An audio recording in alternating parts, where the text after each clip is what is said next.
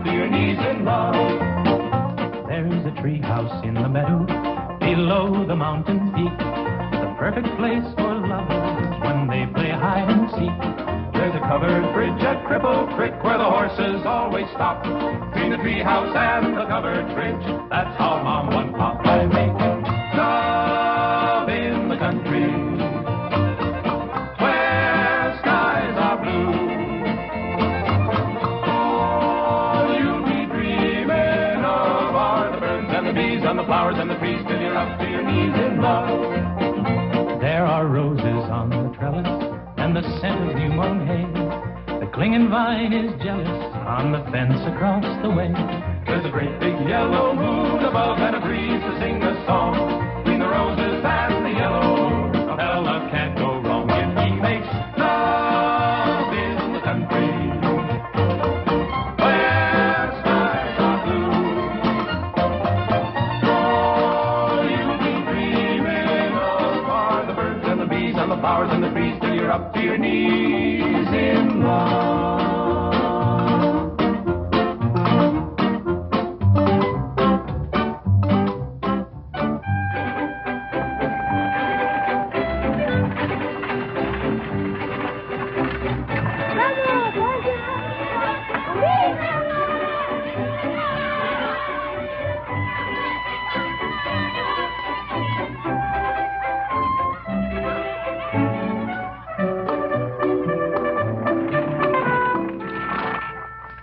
Lord to goodness, not again.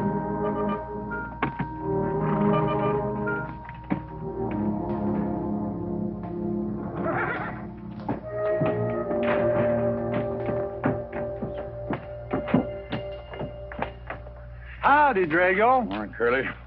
Makes 7 times this month he come home swoggled. 6. 7? 6. Once was his birthday. That don't count. Give me my bucket. Didn't have anything for breakfast but 2 raw eggs and a mug of honey. No. Curly, Yes, boss. don't say it's a fine morning or I'll shoot you. Get out of here, Bunyan. Good morning. Morning. Carlos, what are you doing up there? I hope I get it this time, Mr. Mclintock. My brothers, they got the big hats already.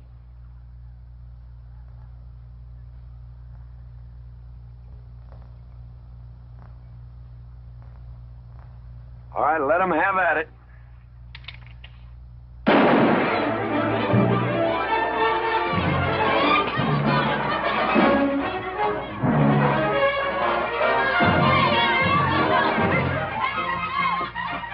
Get over it. Did you only me drive? You promised me you would sometime. No, yeah.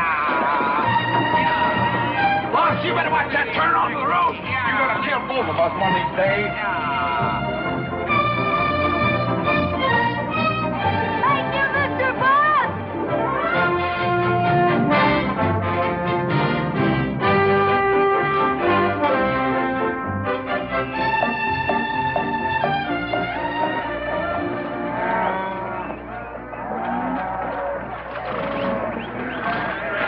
You got cattle in the back, boss.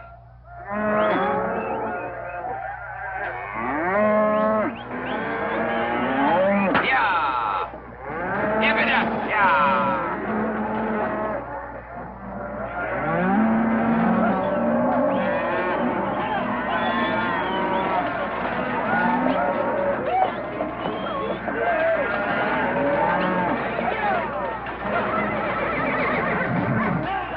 Keep 'em going. 15 cents a pound all the way to Kansas City. Yeah. Yeah.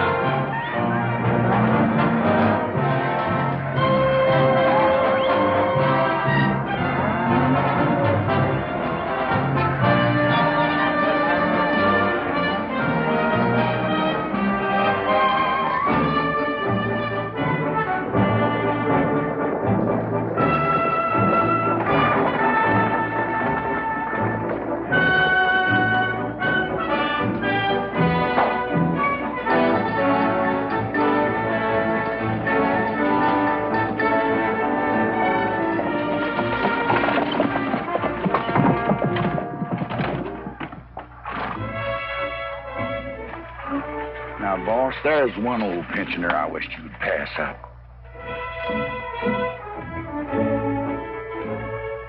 Bunny? Yeah. I knew where I'd seen his face before. He's an old timer. He's just been around town a couple of years. Oh, you have no milk of human kindness. Morning, Mr. Mclintock. Morning, Bunny. Well, I can see you're in good health. Never felt better. Contrary to what you may hear. Me, my kidneys ain't what they used to be, and my liver's been leaving me billies. Drago?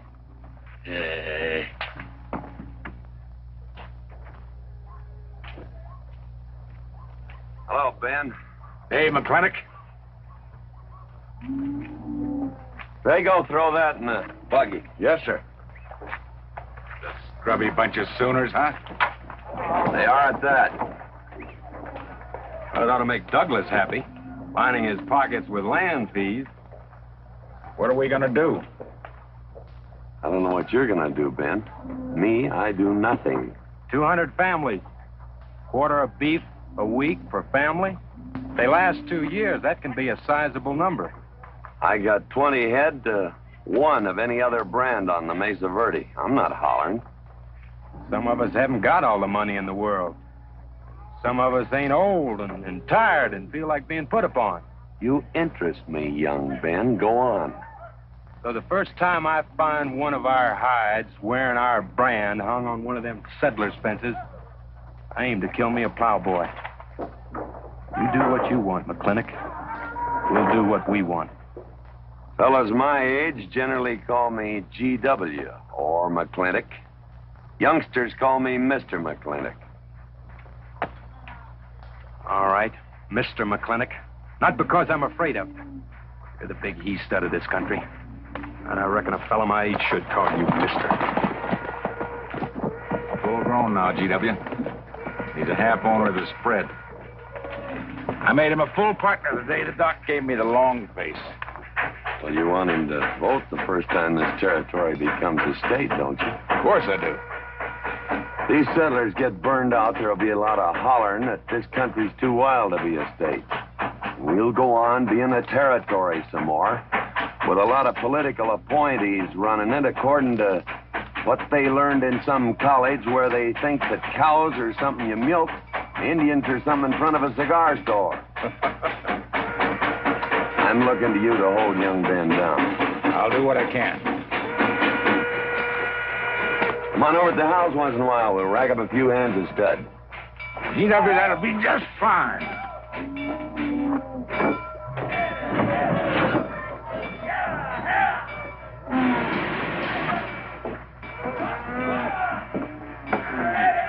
It's a nice morning, ain't it, boss? Everybody's entitled to their own opinion. Like that again, eh? Here's something that'll cheer you up. About 1,000 head. I figure they'll bring about 1,250. They're not as fat as I'd like to ship. They all off the North Range? Yes. Settlers. Every one of them with a plow and a Bible. Not the slightest idea what terrain is for. Drago! Drag out that hog leg. Yes, sir. Give me some attention. People! People! People! People!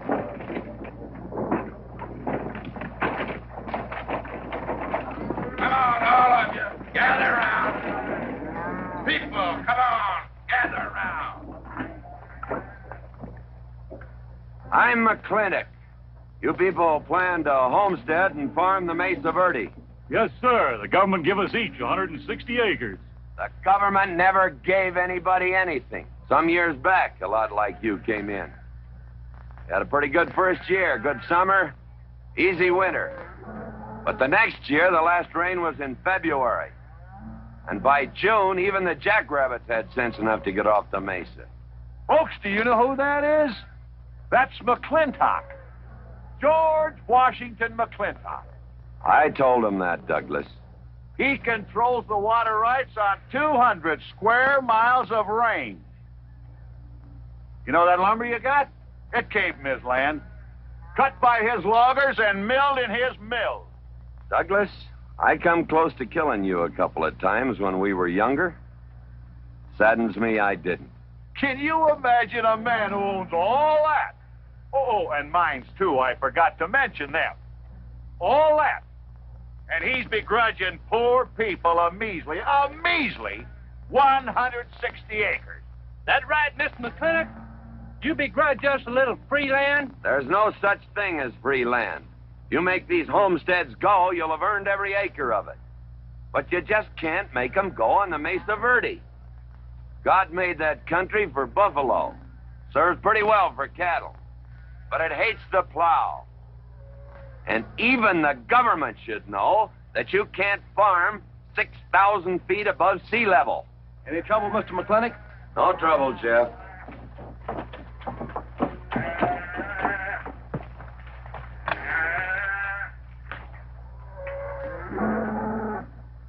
How about you, Douglas?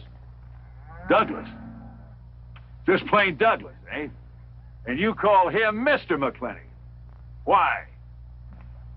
Well, Douglas, I guess it's because he earned it.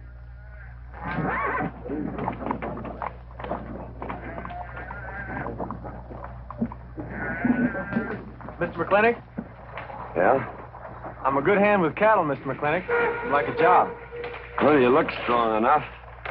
You come in with those Sooners? Well, yes, sir, but we don't have a homestead. And... Can't use you.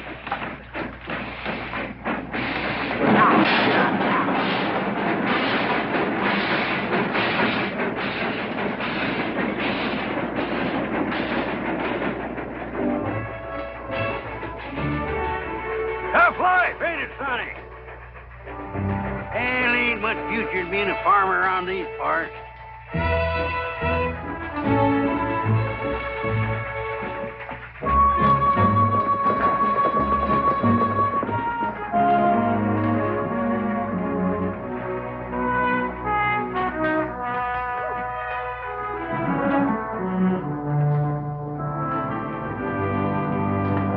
Ladies, this is the finest Chantilly lace available anywhere. Chantilly, Mr. Birnbaum. Well, believe me, it's the best. Oh, excuse me, please. Look around. Take your time. Drago, I got 1,000 Havana cigars and 12 of those hats for you over there. Them well, big hats ain't gonna last long the way some folks have been dipping into that red eye these days. Good morning, G.W. Good morning. I stole some stick candy. Please, help yourself. Come on. Davy, you can forget about saddling up the horse. Come in here. Problem? Yeah. Well, if I were blacks, I'd move Queen's Bishop to King 4. Yeah, you might be right. You know, I was just starting to work this out when the letter came. Letter? What happened? Don't you want it? Morning, Mr. McClintock. Morning, Davy. You being here saved me a trip. Oh, that hat and suit of clothes you picked out for my birthday? Well, instead of this cowboy hat, I'd like to have this one. If it's, all right with you, sir. Oh, it's all right with me, Davy. Of course, that looks like the kind of a hat a fella'd wear down Main Street to start a fight. Oh, I don't need a city hat for that. All I have to do is walk down the street and some wiseacre will call me an Indian, and just like that, the fight's on. Davy, the letter, it's for you. And you are an Indian. Yes, I know I'm an Indian. But I'm also the fastest runner in town. I've got a college education, and I'm the railroad telegrapher. But does anybody say, hello, college man, or hello, runner, or hello, telegrapher? No, not even hello, knothead. Davy. It's always, let the Indian do it. Will you go out in the store and help the ladies? All right. I'm also bookkeeper, part-time clerk. Always let the Indian do it. The lady brought that out here this morning. Asked for it to be taken out to the home ranch for you. Handsome lady, kind of tall with red hair. Called me Mr. Birnbaum, just as if she'd never seen me before. And as if that veil that covered her face would keep me from recognizing her. I thought she was in New York or Europe or someplace. So did I. Jake, you better throw on a couple extra cases of the boss's favorite bourbon. That stuff sure gets used up fast out at our place. Which reminds me, you better start tapering off. Catherine's in town. Katie?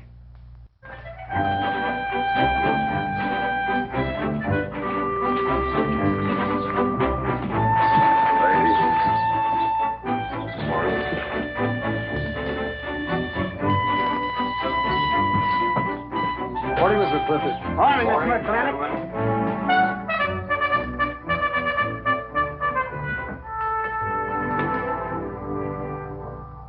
Good morning. Good morning, Matt. Monroe. Morning, GW. What are you doing in here? Why aren't you out at the desk? Helping out the bartender. Yeah, I see a busy day. Give me the key to room 17. What? 17, and don't advertise it. Here they come, Mr. McClintock.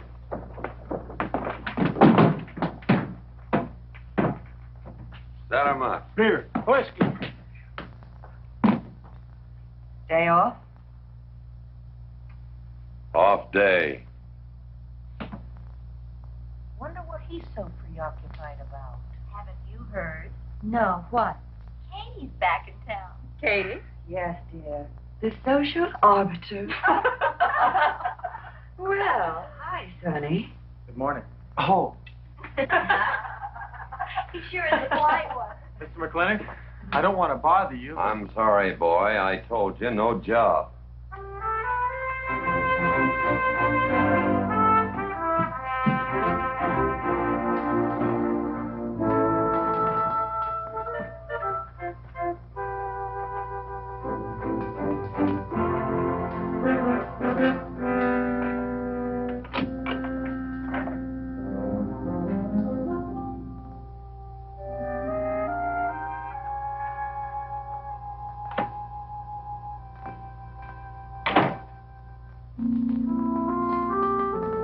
Catherine.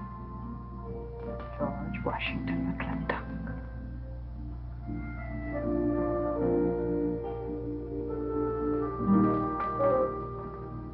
I thought you'd want this.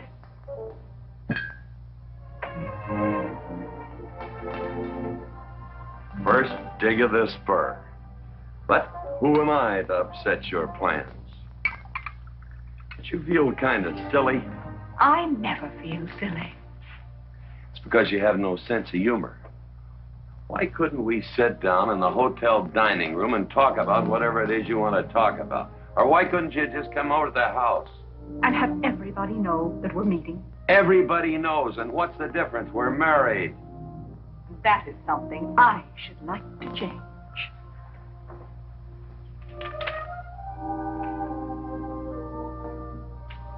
You know the answer, Katie. That isn't why you sent for me. Let's get to the rat killing. That's just the kind of remark that's always endeared you to me. Let us open the discussion. Very well. Our daughter is coming home in a few days. Rather, she's coming here. It was just a slip of the tongue that made me refer to this ugly hamlet as home. Our daughter. Is it so hard to say her name? It's Becky. Rebecca. I hate that name. Anyway, she's coming home. And I hope to persuade you to let her live with me. Part of the time in the capital, part of the time in New York, and, of course, Newport during the season. You're whistling in the wind, Katie. If she stays here, she'll become just as crude and as vulgar as all of this And country. if she goes your way, she'll be all show and no stay. Oh,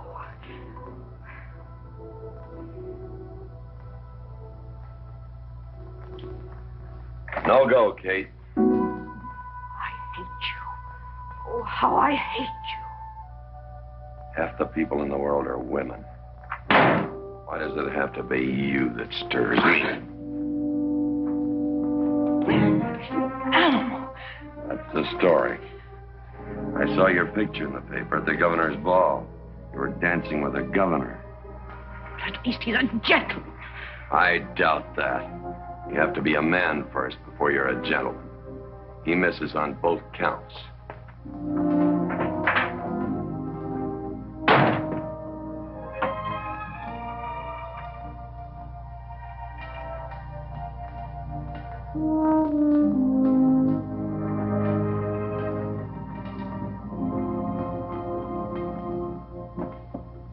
Hey, Sonny, you gonna ask him again? Nope. Hey, boy, you gotta pocket your pride. You gotta beg. You better listen to an expert, Sonny. I'm telling you, you got to grovel. Human nature gets him every time. Mister, leave me alone. Everybody does it one way or another.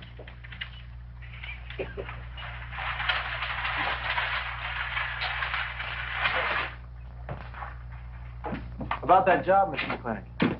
I already told you, son, I've got no need for farmers or use for them. Just 1 minute, Mr. McClintock. My father died last month. That's how come we lost our homestead. I've got a mother and a little sister to feed. I need that job badly. What's your name? Devlin Warren. You got a job, son. See my home ranch foreman. He's over at the corral.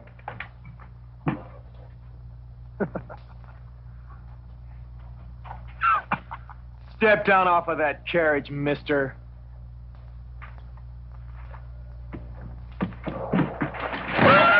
Hold that hog leg.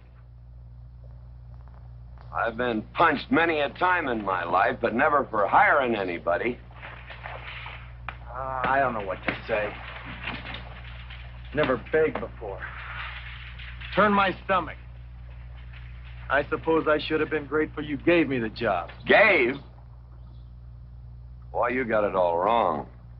I don't give jobs, I hire men. You intend to give this man a full day's work, don't you, boy? You mean you're still hiring me, Mr. McClintock? Well, yes, sir. I mean, I'll certainly deliver a fair day's work. For that, I'll pay you a fair day's wage. You won't give me anything, and I won't give you anything. We both hold up our heads. Where do you live? The settlers' encampment, down by the mine. That's your plug? Yes, sir. Well, hop on him, and we'll go get your gear.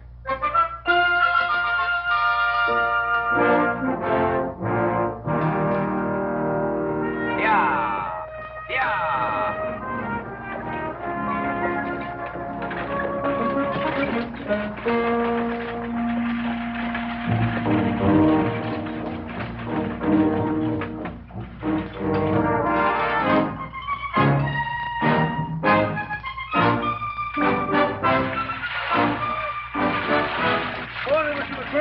Morning, Mr. Poorboy.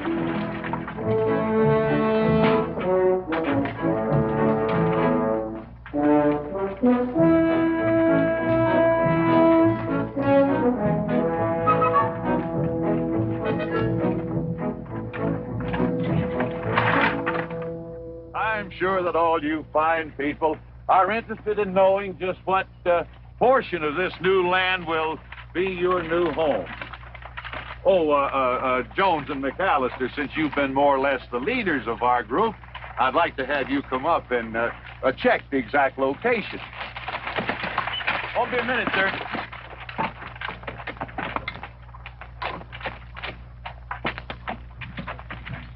Go after that boy and give him $30.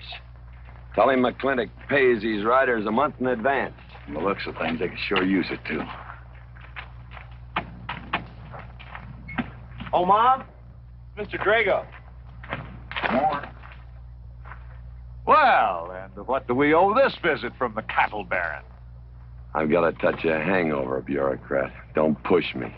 Oh, Backman!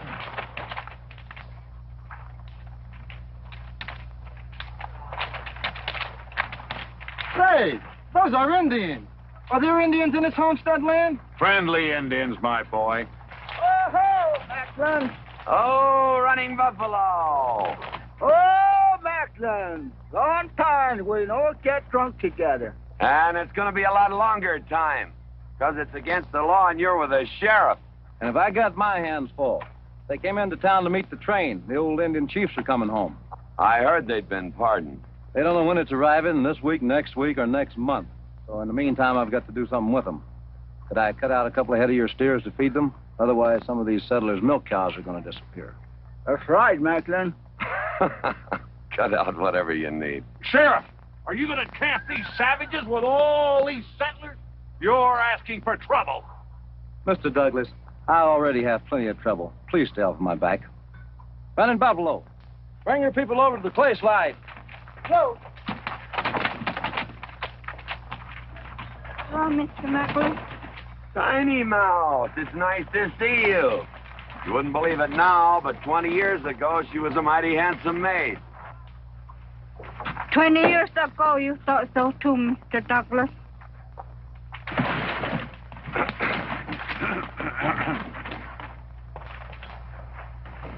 It was just like this. I had a dead beat on old running buffalo, and my sharp 50 caliber misfired. I was back in that trouble in the forest. Remember? I remember. Hey, you want to tell you something come directly from heaven? No.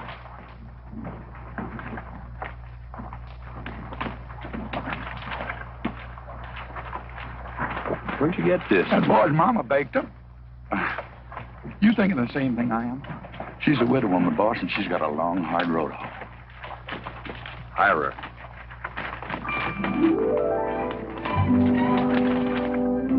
I always said you had a heap of sense. Mr. McClintock, this is my mother. Your mother? And my sister. Pleased to meet you, Mr. Mclintock. Ma'am, this here's my boss, and he has a few choice words to say about your biscuits.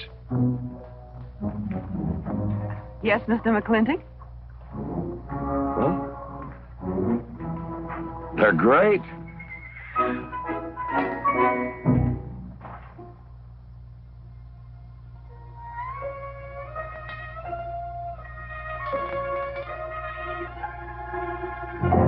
Well, you old Cantonese reprobate, how about it? You fire me? I'd kill myself. I'm not talking about firing you, I'm retiring you. You've been rustling food for us for 30 years. We're gonna put you out to pasture. All you'll have to do is give advice. Be one of the family. I'd kill myself. I may save you the trouble. But, Ching, you kill yourself, I'll cut off your pigtail, and you ain't never gonna get to heaven.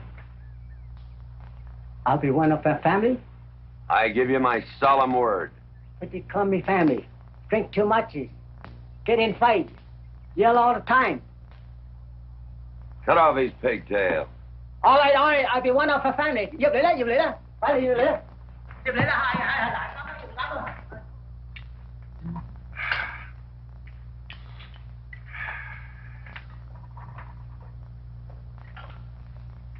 I hope everything is satisfactory. This is such a big house, it'll take me a while to get used to things. Now, please don't hesitate to tell me if anything is wrong.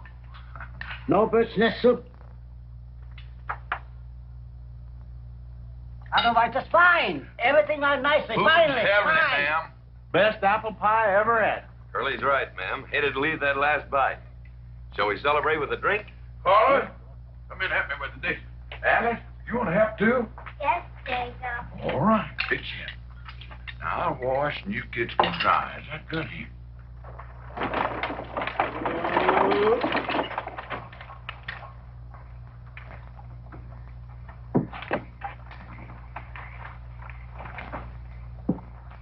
Don't seem possible one woman could use all them clothes.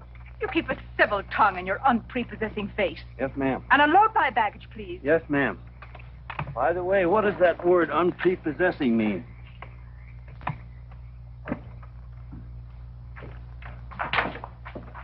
Miss Mclintock. Oh, hello, Carla. Run and help the driver with my luggage. I couldn't trust anyone else in this house to do anything correctly. Luggage? Give him a hand, Curly. Yes, boss. Mr. McClintock? Are you moving back in? Yes, but nothing has changed except my place of residence. And I'd be willing to put up with savages rather than be denied the company of my daughter. And I'm proving that by moving in here. Mr. McClintock, since it's my first day, would you excuse me if I, Go ahead. Oh, Catherine, this is, Dev Warren. Joined the outfit today. Please, ma'am. Thank you. Well, how refreshing. A polite young man here. Where did he come from? He's a farmer. A farmer? Well, I'll be doggone. Kate, welcome home. What on earth are you doing in that idiotic-looking outfit? And don't you dare call me Kate. That's my butling suit. I'm butling for the boss. And I'm sorry, Catherine. That Kate kind of slipped out from the times I remembered you as being nice people. Oh. Are you going to stand there with that stupid look on your face while the hired help insults your wife? He's just ignorant. He doesn't know any better than to tell the truth. And I can't help this stupid look. I started acquiring it as you gained in social prominence. Mrs. McClintock, where do you want I should Put him in the master bedroom. Yes. But move Mr. Mclintock's things into another room. Oh, the one back of the stairs would be best so that he can't wake up the entire household when he comes home every Here's night. Just before daybreak. Yes, ma'am. Oh, excuse me. Here's your cigars, Mr. McClintock. I am Mrs. Mclintock. Kate, Catherine, this is the cook. This is the lady who does the cooking for us. Mrs. Warren, Mrs. Mclintock. How do you do? Very pleased to meet you, Mrs. McClintock. Very pleased. Likewise. You see, I just came to work here today, and I guess I jumped to the conclusion that this was a bachelor's household. It is, and then again it isn't. I will explain so everything will be quite clear, Mrs. Wallace. Mrs. Warren. Mrs. Warren. It has been a bachelor's household for quite some time. And it will be again, just as soon as I am out of here, which will be as quickly as I can make arrangements to take my daughter back east with me. You see, she's coming home from school in a few days, and then we'll be off together, and you can return to conducting yourself as you consider proper in a bachelor's household. Katie. Shut up! Until then, I am mistress in this house, and I will give the orders. You want my breakfast served in bed? Let her. Ain't you gonna say nothing, boss? Breakfast in bed. No. One poached egg, tea, toast. Oh, GW. As soon as my things are put away, I want to talk to you about Rebecca. Yes, Mrs. McClintock. Indeed, Mrs. McClintock. Of course, Mrs. McClintock. The toast, lightly browned and unbuttered. Of course, ma'am. Wait a minute now, boss. Where do you think you're going? I just remembered I got a date. But she said she want to have a talk. I heard.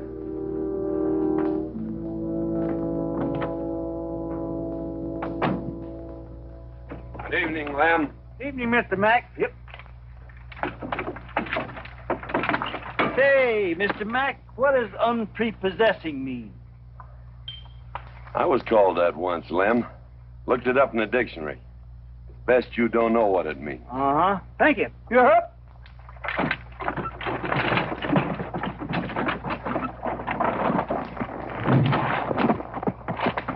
Hey! What am I going to tell her when she asks where you went? When in doubt, tell the truth. She wouldn't expect that from you anyway. Where's Mr. McClintock gone? There he goes, burning his last bridge. You see a yellow streak about a foot wide running up down his backbone. Well, Mr. McClintock? He ain't afraid of nothing. I once thought that.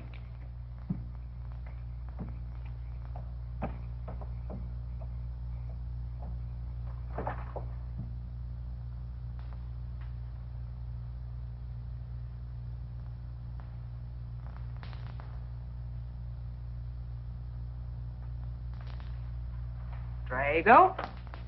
Yes, ma'am. Was that, He took off, lit out. I told him I wanted to talk to him. Ma'am, I was standing right over here when you said it, and I was standing right out down those front steps when he walked up to a horse, grabbed a hunk of mane, stepped up on him, and sunk spur. Where did he go?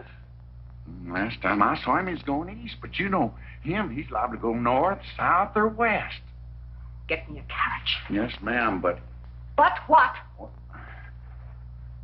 maybe you shouldn't follow him into maybe where he's going into. What does that mean? No, but I wish I hadn't said it. Just get the carriage. Yes, ma'am. What happened? It's a Bruce. Baruch? Hitch it up. She wants to go to town. But Mr. McClintock never said anything to me about it. Look, young fella, I'm the ramrod around this place. You better start giving me a yes, sir. You're going to get the roof of this house pulled down on your head. Yes, sir.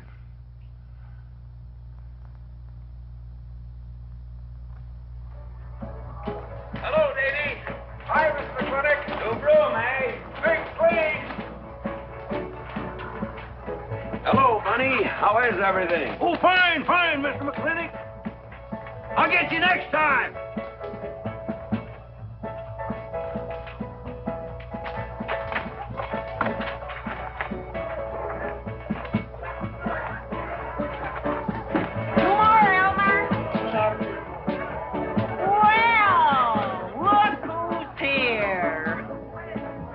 What'll it be, Mac? Same as usual? Ladies. Evening, GW. Jake? Wrong move. What? Chest problem. Queen's in danger.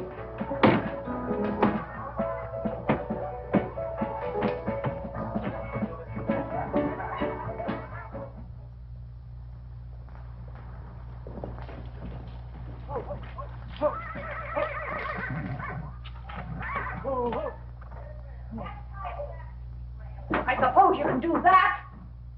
Camille, you're on your own. Mr. Mclintock?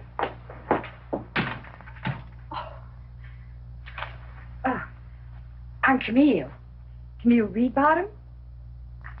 I'm learning the game of chess. Thought it would give me something to pass the time. See, I have nothing to do all day long. I just remembered something.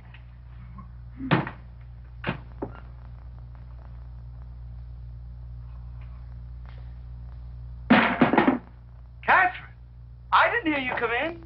Mr. Mclintock, I told you that I wanted to talk to you. Not now. Could I get you a glass of sherry, Catherine? Oh, thank you, Mr. Birnbaum. I could use one. I came into town behind a runaway team. Drago never could handle horses.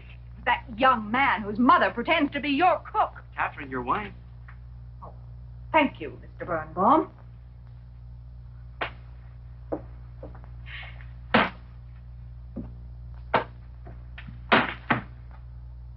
Now, Mr. Mclintock, we have an awful lot to talk over. First thing I learned about Indian fighting was to wait for daylight. What has our conversation got to do with Indian fighting? Indian fighting is good experience for our kind of conversations. Oh. It'll wait, Catherine. Evening, Sheriff. Mr. Mclintock, we had quite a ride out here. Oh, I finally got that team settled down. Sure move. No, it's your move. I just canceled. Oh. Now, look here. You're not going to sit here all night long and play chess when the matter of our daughter remains unsettled. I am going to remain here and play chess, and the matter of our daughter is settled. She stays. Oh, such stubbornness. Catherine, your hair. Oh, it is a mess after that awful ride. No. It's just that I haven't seen you for a long time. And it seems to me the last time I saw you, your hair was a little darker, no?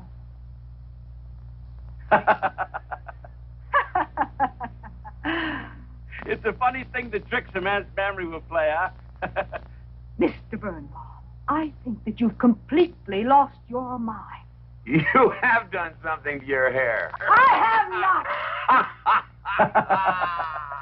Had it been none of your business. I'm certainly not going to put myself in the place of those blondine trollops that you seem to prefer.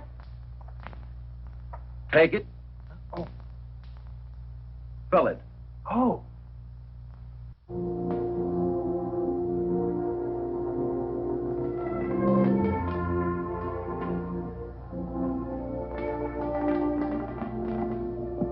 Morning. Fellow still at it all night. Mclintock never quits. But a Birnbaum has to. Besides, the game is over. You got me. Oh, no, Mr. Birnbaum. You still got a good game. Oh, you play chess. Please, take up.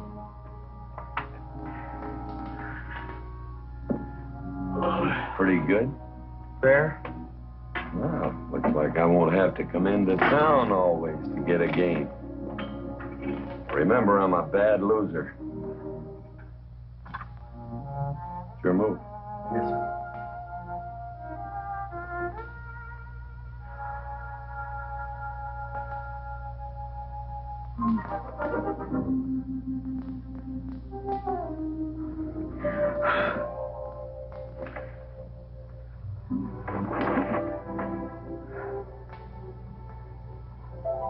Good morning.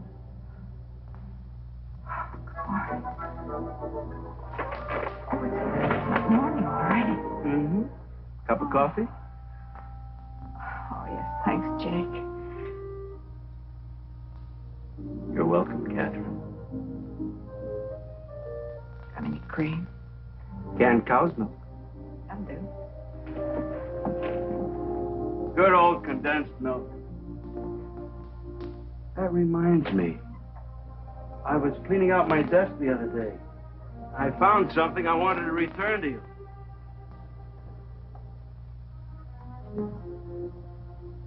Here it is.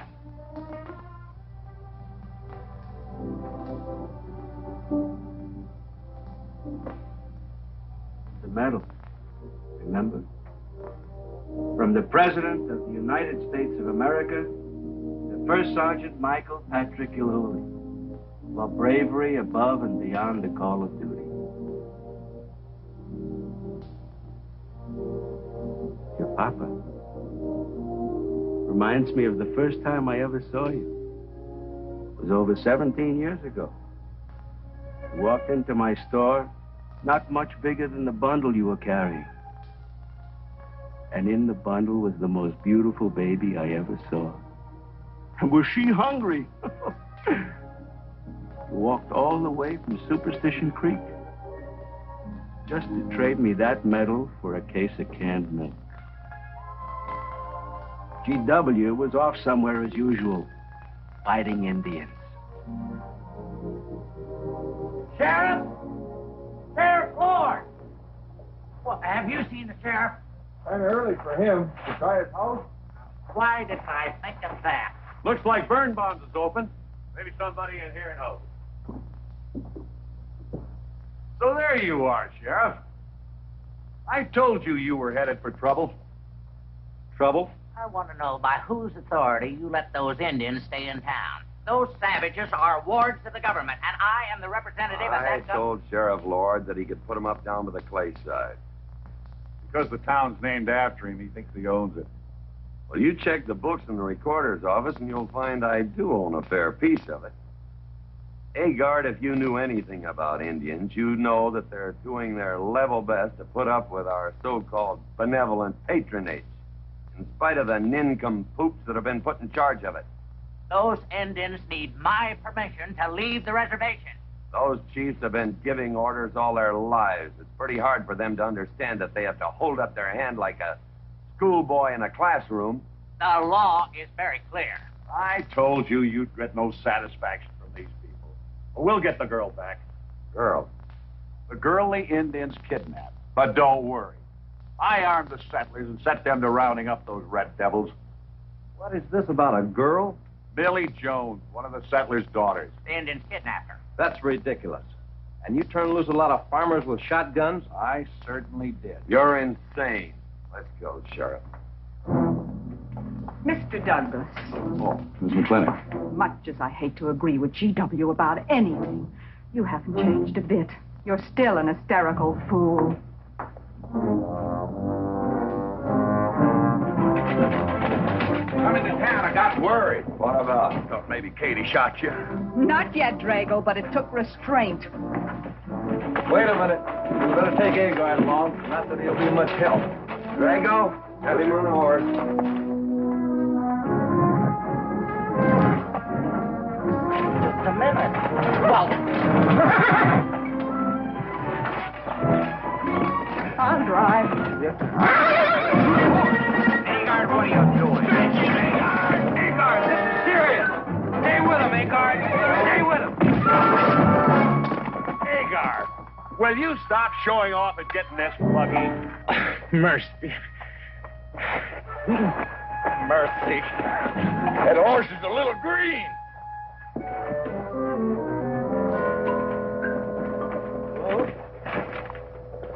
Let's go. yeah.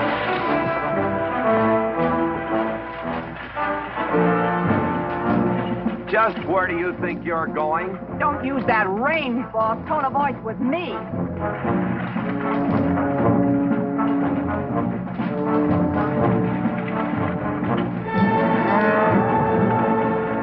Ryder! Headed for Mr. Poor Boy's mine. Mount up some riders. Right, boss. You heard the man. I don't like it, Mr. Mclintock. I don't like it one bit. What don't you like? They're planning to hang an Indian.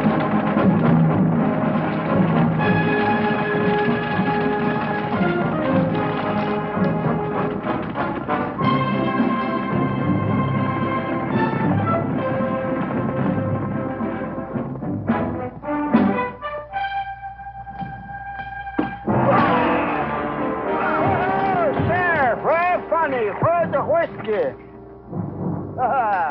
Hold that! Not so fast, Mr. Boss of the whole country. Unless you want to wear a big hole in your middle. How long is GW going to let that cheat-chalker push him around? That cheat-chalker has a sawed-off shotgun. How do you know she didn't wander off someplace or meet some fella or something? What are you saying? That I didn't raise my girl right? That she'd wander off all night with some man? There's a lot of things I'm not saying to you, mister. Well, you got a sawed-off shotgun in my middle. But how do you know this Indian had anything to do with it? She's gone, ain't she? She's gone. Pa! Pa, I'm over here. Pa! Been looking for me, Pa? Where you been, gal?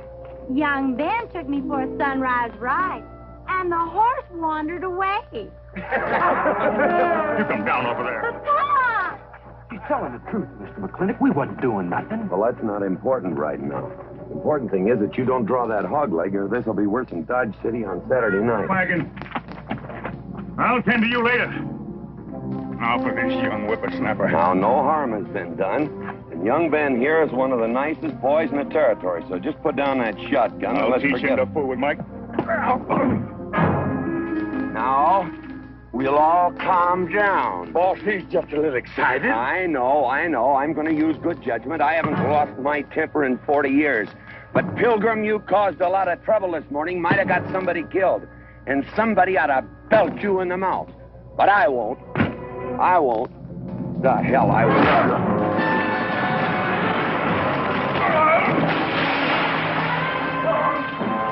Mclintock Rider!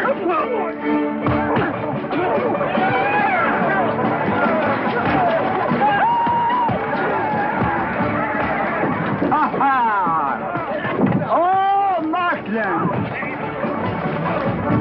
Hey, Buster! Remember me?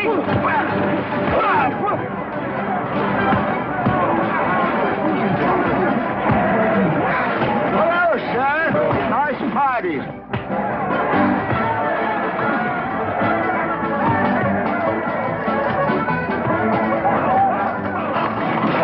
Do you think you ought to?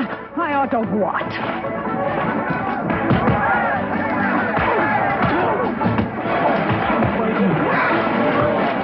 Why, you think?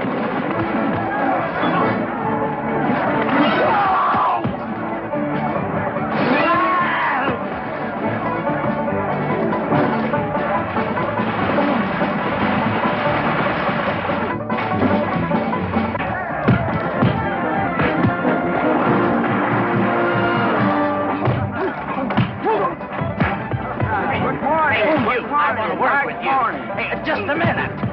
What do you get my glasses? Hey, now stop this or you'll be sorry.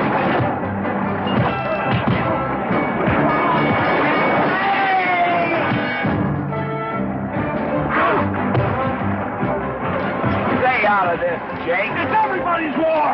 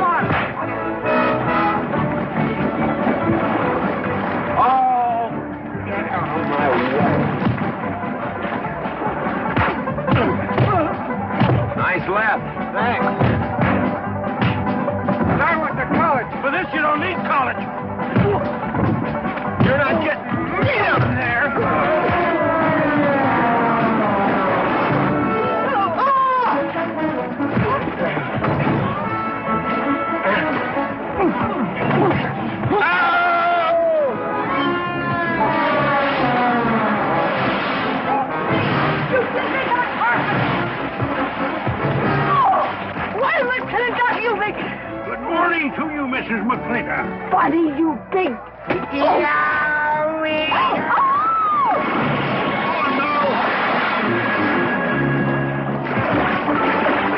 G.W. McClintock, you make me clumsy. Well, it's pretty hard to control yourself.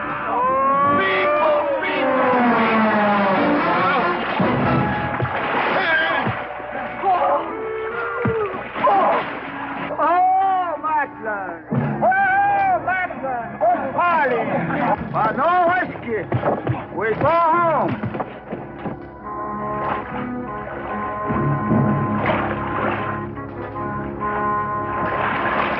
You and your friends. Well, we at least saved your hat.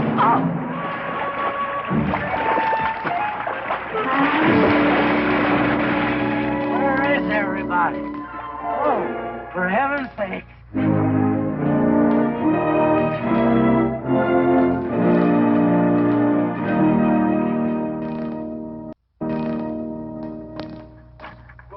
Whoa. Drago, will you never learn how to handle a team? Yes, ma'am, I'll sure try. I'll tell you that. Try me, Sammy. You want to lose your pigtail? I lose face. Lousy little tip. You want to lose more than that? Kate, Yes? we could be a big help to one another. Like what, may I ask? Well, we could wash the mud off of each other. We used to have quite good times doing that sort of thing. There are a lot of things we used to do. Good night, Mr. Mclintock.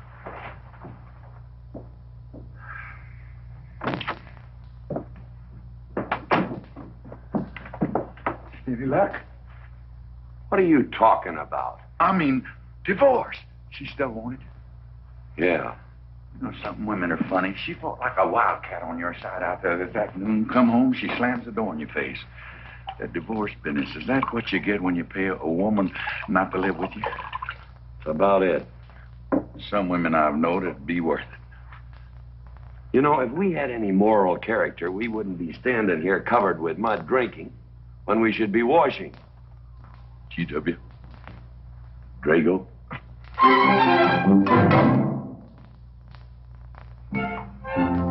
Miss Warren, these biscuits. Oh, thank you, Drago.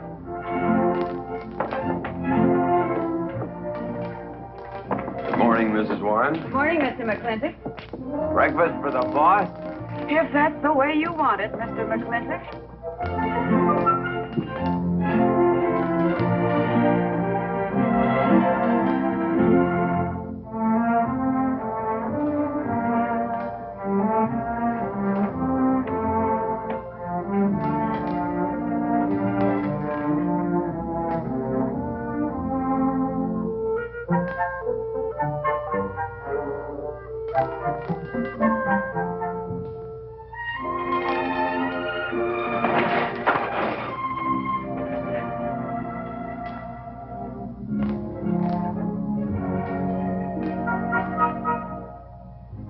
One poached egg, tea, toast, lightly browned, and Why, Mrs. Mclintock, you have a black eye. I do. Ooh.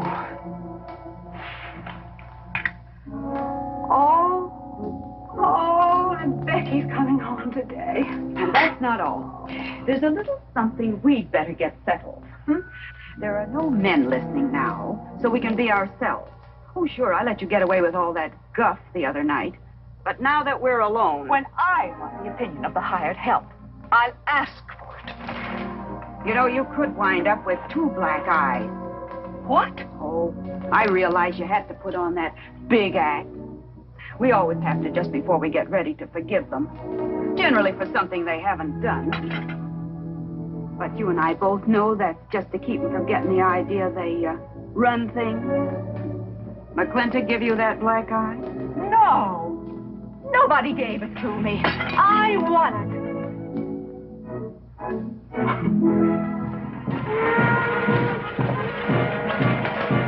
Morning, Davy. Morning, Mrs. Beach. Mr. Beach.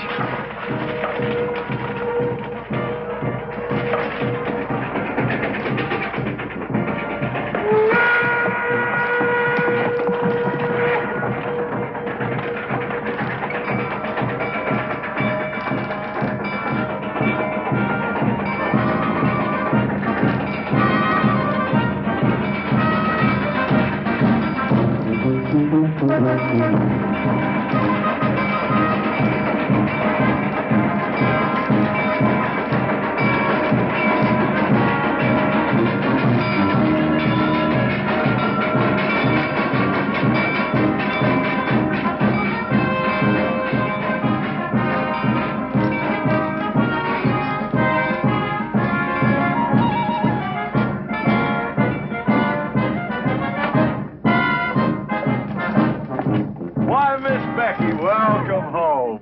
Hi, Sam. My boy! Good to see you again. Daddy! Well, Daddy! It's been 2 long years. I guess I'm going to have to stop calling you Tomboy. Oh, Becky. Mama! Oh, darling. I wasn't sure you'd be here. Oh, I've been here a few days. Oh, Becky, I've bought you 3 of the most beautiful dresses. Uncle Drago! Oh! Did you bring your old uncle a coming home present? Sure did. What is it? A mustache cup. And what did you get me? Prettiest Palomino pony that ever packed a saddle. Broke the stand, drowned, tie, and the counter. Oh! Uncle Jake! Oh! What are you doing in Mr. Douglas's tuba? Oh, Mr. Douglas had a little accident. I brought you a whole shipment of licorice sticks. But now that I've seen how much you've grown, I think we better exchange them for a couple of bolts of dress goods, huh? Thank you. Oh, the mayor was going to be here, but he had to go to the territorial capital on a horse theft matter. But I'm going to give his speech. Oh, and don't worry about the mayor. I'm sure that he can find a bill of sale for the horse.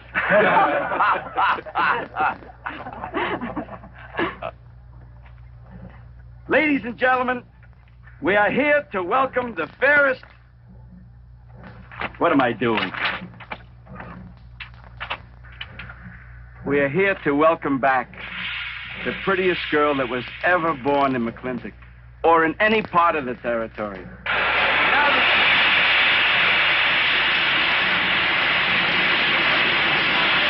Hey, Davey! Yeah? Got something for you. Master up the junction told me to let him ride, so I locked him in here. I've had my scalp a long time, and I aim to keep it.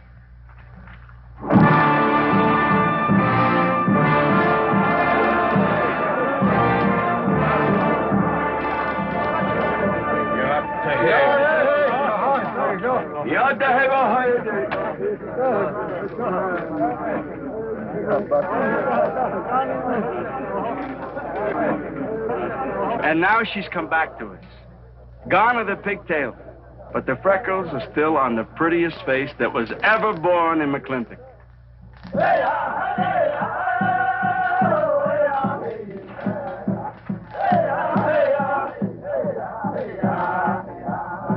Hey, that's Puma. And it's true. The government did turn them loose. Good old Puma. I'll never forget when he brought G.W. home. Your father had a hole in his chest and 104 fever. Of course, they weren't very mannerly about it. He came past the house at a high lope and threw him on the doorstep. And you do remember them good old days, don't you, Katie?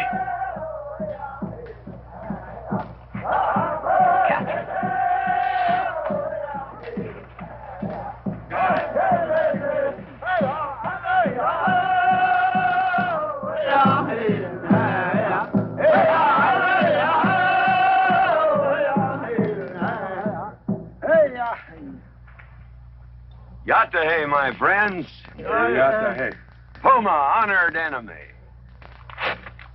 Does Big Mclintock forget, also blood brother? No, I'll never forget that. All wound. Does it hurt still? I feel it when it comes on to rain. Inch higher and I wouldn't have had to worry. Our Big Mclintock, that was remembered fight. We return with news our people have more trouble. You see, I learned good English now, Big Mclintock. Learned in white man's jail. But we would have you talk our course at government hearing. I understand that Governor Humphreys is going to preside at that meeting. Yes, Puma, I'll translate your wishes. Mr. Mclintock, could I impose upon you to use your Comanche to tell these Puma is chiefs... chief of the Comanches, and he speaks English very well. Oh, well, your people will have to follow my instructions to the letter. It is the law of the land... Oh, now, just a minute. Well, for heaven's sakes.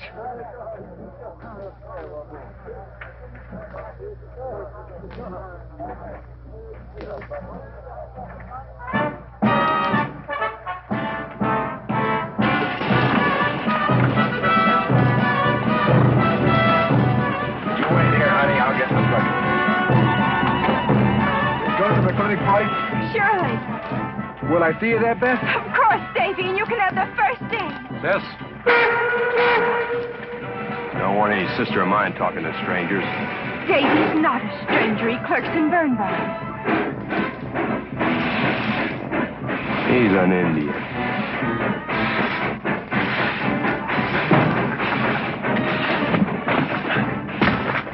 Darn you, Drago! Now look what you've done. Baby, this is Devlin Warren. He works for you, Papa. Dev, this is Miss Becky Mclintock. Those are my things. Yes, ma'am. Oh, I don't know you anywhere, Miss Becky. What do you mean? Oh, I mean, you look so much like your mother. Well, even prettier. Oh, Mr. Warren. Mother's much prettier than I am. Many a fight started with words like that. Come on, get in the boat. Hello, Ching. We got jelly pie for dinner. Oh, I'm not cooking. No, he's not. Junior! Yes, Miss Becky. You remember Junior Douglas, Mama? Oh, of course. How's college? Valedictorian, 95. Oh, congratulations. Oh, Mr. and Mrs. Douglas, we will see you at the party, of course. Oh, delighted. Well, it'll be pretty hard to keep young men away. Yes, sir. Drago. Yes, boss. Baggage all on it. G.W. You remember young Junior? Oh, yes. Like father, like son. Mr. Mclintock, I hope you don't think I'm being presumptuous in asking for the honor of calling on Miss Rebecca. Well, there she is. Ask her yourself. Well, thank you, sir. Jing, now I'm going to get fired. Get up out of here. Thank you, sir. Thank you. Have you no manners? See you at the party, Junior! Yeah. Yeah, what? Like father, like son. What do you mean, Matthew? Come on, Jing. Grab a root and growl. Well,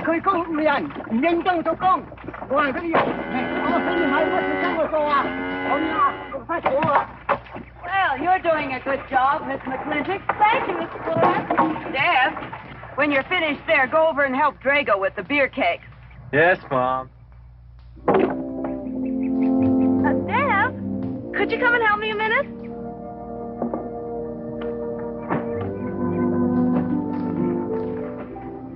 I certainly was surprised to hear you went to college. Why? I don't know. Junior says Purdue's a good college for a backwater place like Indiana. Well, he did indeed. Oh, could you do this? I can't reach it. Why didn't you finish college? Lack of funds. My father got sick, and he had to come out west.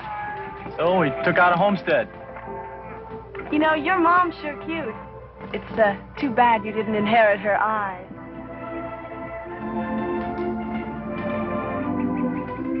Well, you'd been lucky if you'd inherited a few things from your father. Oh, really? For instance? Just common sense, for instance. Common sense? Yeah. You don't see him being fooled by some dude like Junior Douglas. Junior's not a dude. He's nifty. This needs a woman's touch. And besides, he got a letter at college. What sport? Glee club. Very strenuous. Don't you dare hug me! I have no intention of hugging you.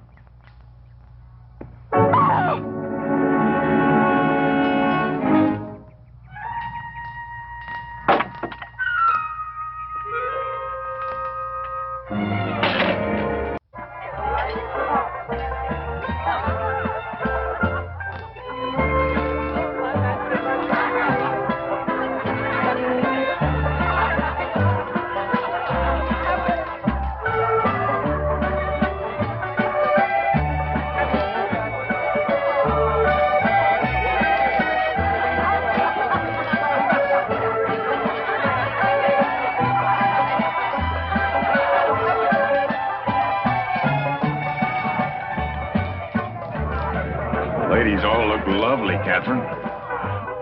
No, this is a real fine party. Oh, thank you, Ben. Of course, we had to invite everybody. Just everybody. Sorry, GW, but this one's mine. Well, thank you, Mrs. Warren. I guess I'll have to be a good host in my own home. Well, the next one's yours, Mr. Mclintock. Thank you.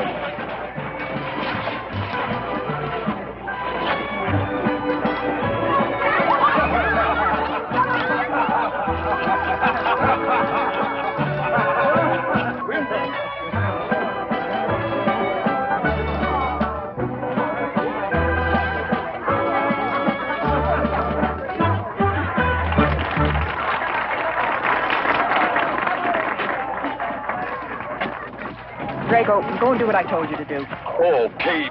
Catherine, and do as you're told. Oh, Drago, do this. Drago, do that. Yeah! People! This Douglas feller. Drago! Yes, ma'am. Matt Douglas, Jr. is going to bring you folks some of the latest Terpsichorean dance steps, brand new, brought by him directly from New York City. All right, Mr. Fiddler.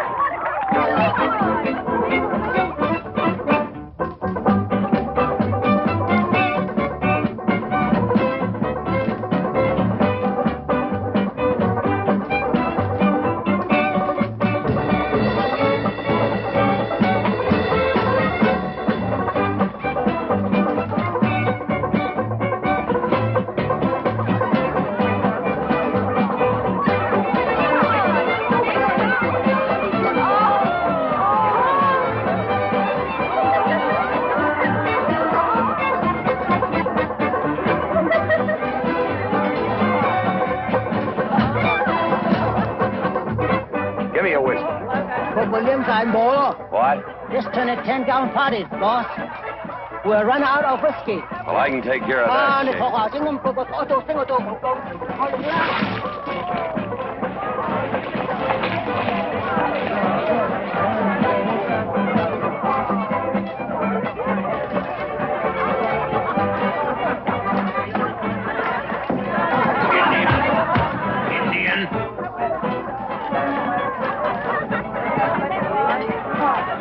Still got any ideas about asking my sister to dance? Get up and we can do this all over again. Yes! That's enough. You fought it. It's all over. Quit butting in, Birnbaum. He's a hired man at your side. Look, you fought him fair and square. I don't think it was so fair and square. Well, you want to take up where he left off? If I did, you wouldn't find it so easy.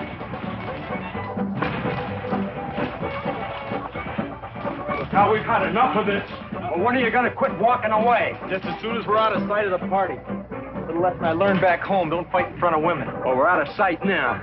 So we are.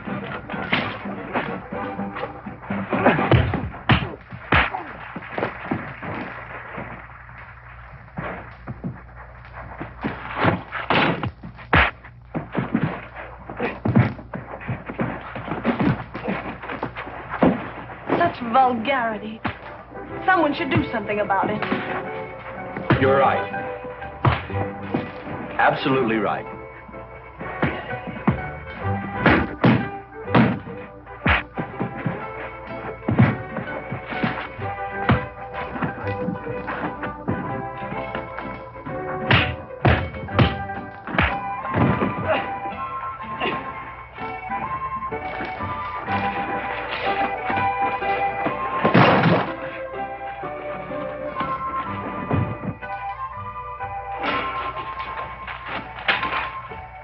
Young Ben? I'm all right, Mr. McClintock. Pretty fancy fighting for a country boy. 2 years at Purdue, Mr. McClintock. On the boxing team. I never thought any farmer could whip me. You sure did. Better get him cleaned up. Get him some water, Jake. Yeah.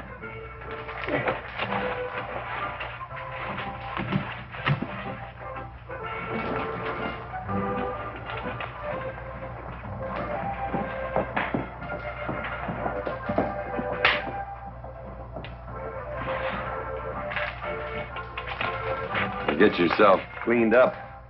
Go ask that girl for a dance. Who? Oh! Did I miss one? Where is he? I'll find him, that young whippersnapper. Trouble. Where is that farmer boy? Where is he? Where is he, G.W.? Oh, so you're the young farmer boy that whipped my nephew. Well, I'm Fauntleroy Sage, young Ben's uncle. Well, I'm no farmer, but if you're young Ben's uncle, yes, I whipped him. And you're intruding. What's intruding mean? Butting in. Oh, so he's insulting me. Well, then I got another reason for walloping him. Besides, on account of him thrashing my nephew, young Ben. Monroe, you can't get mixed up in these youngsters' quarrel. Family honor. I can't have said a farmer whipped a sage. You're twice his size. Don't let that bother you, Mr. Mclintock. Mr. Fauntleroy insists. I'll just have to teach him the same lesson.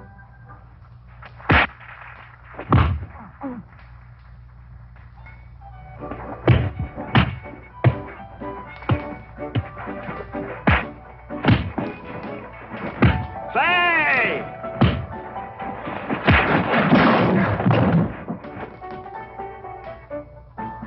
Sorry, young feller. Hate to have to do that, young fella. No hard feelings. Not yet. Not yet what? I mean, that isn't all. Now, wait a minute. Fauntleroy, we're going to make this a fair fight. Of course we are. Of course we are, G.W. There'll be none of this. I wouldn't do that, G.W. You wouldn't do... No, I wouldn't do that. And Dev, I don't want you kicking Fauntleroy in the knee. He didn't do no such thing. And none of this nose twisting. He's all yours.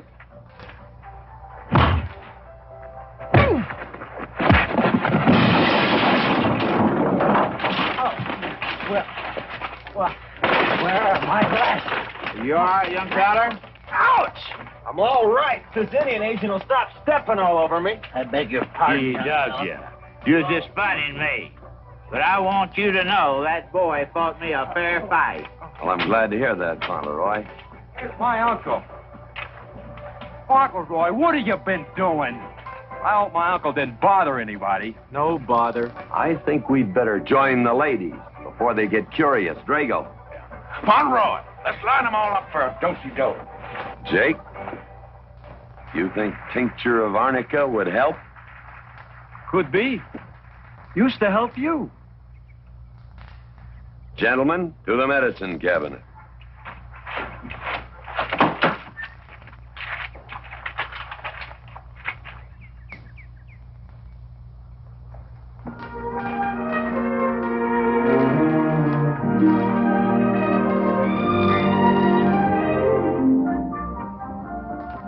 Good morning, Drago. Morning, Davy. You seen Daddy? Took over early this morning with a scattergun over his arm. Went hunting.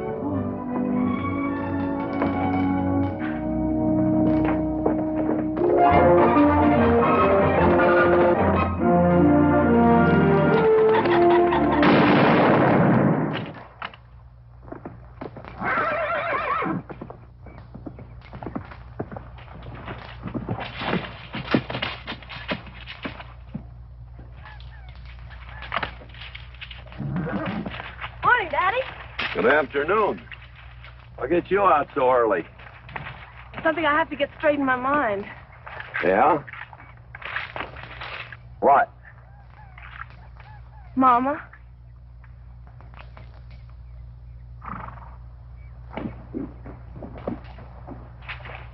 Why'd you and Mama stop living together, Daddy? Why'd you separate? Aren't you going to answer me? No, It's sort of my business, I think. I don't. Is it another woman? Usually is. At your age, you always know what's usual. Is it Mrs. Warren? Becky, I don't want to start laying the law down your first day back home. But I'll have no more such talk. First time I ever saw Mrs. Warren was last week. She has a job here at which she's very good. And I hope you'll have the good manners to not pry into other people's business. Your mother's and mine. Pretty good shot, Daddy. Oh, I can understand your trouble. Mama's often so, well, so petulant. Petulant? You learned a lot of words back east, Becky. Wish to God they'd have taught you some meanings. You were only about 6 months old when your mother stayed alone with you in a sod hut under 8 foot of snow, while I moved the herd 300 miles south to try and save it. Saved about half of it. You were a little more than a year old at the time of the great Comanche raids. We stood off 500 Plains Indians for 9 days. Petulant, Becky? I think you better go on home. See that Ching gets those birds.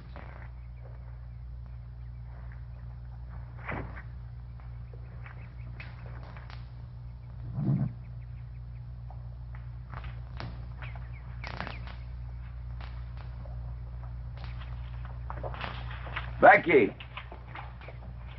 Come here.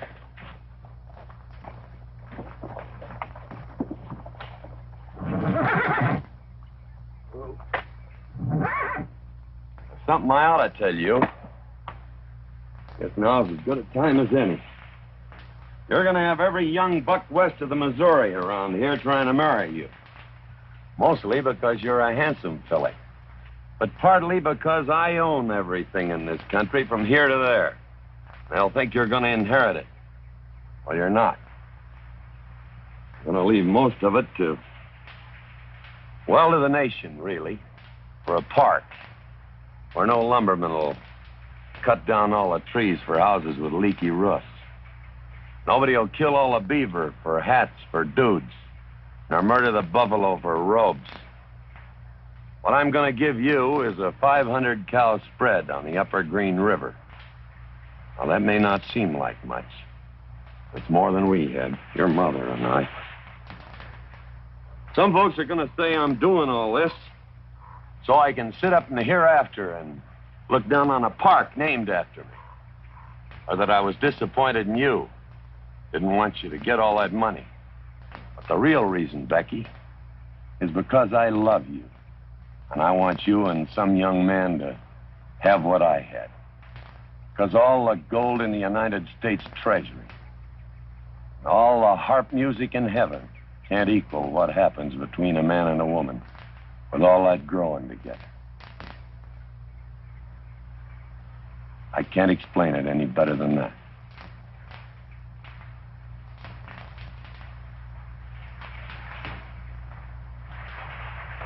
All right, Daddy. Becky.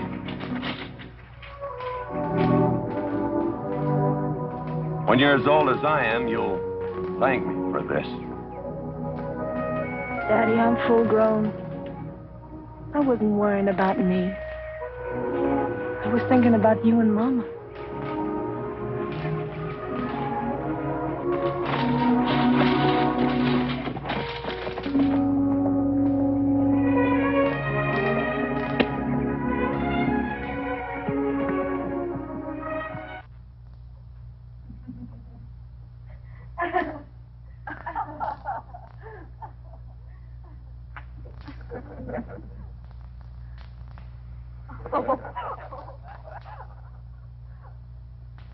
Oh.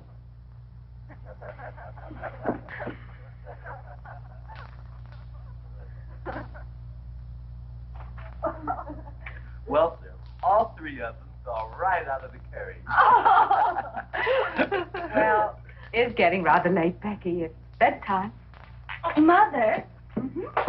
He brought this. He must have intended to use it. Oh, well. Sing us a song.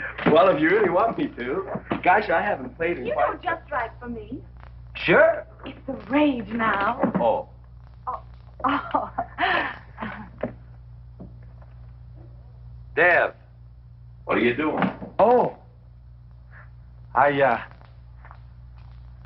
just thought I'd get another cigar. Well, you've got one in your mouth and two burning in the tray. Not move. Fellas want me to play all the time.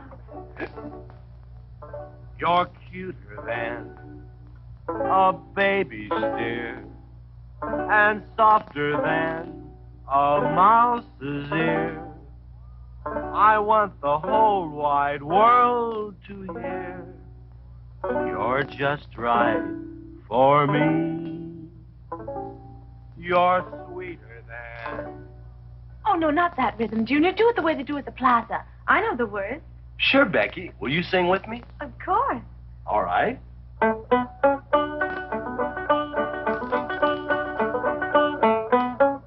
love a man who's witty and smart and clever. It's your move. Oh. Oh, Deb, you're playing like an amateur. Let's call it an evening. I'd like to know where your mind is tonight. You're sweeter than the early spring or bluebells when they start to Pretty good. You Voice like her father. feel like a king. You're just right for me. Sweeter than honey, finer than wine. I'm sure they found you on that honeysuckle vine. I would melt in your embrace. You disappear without a trace. To die like this is no disgrace. This is the time. This is the place for you. Just right for me.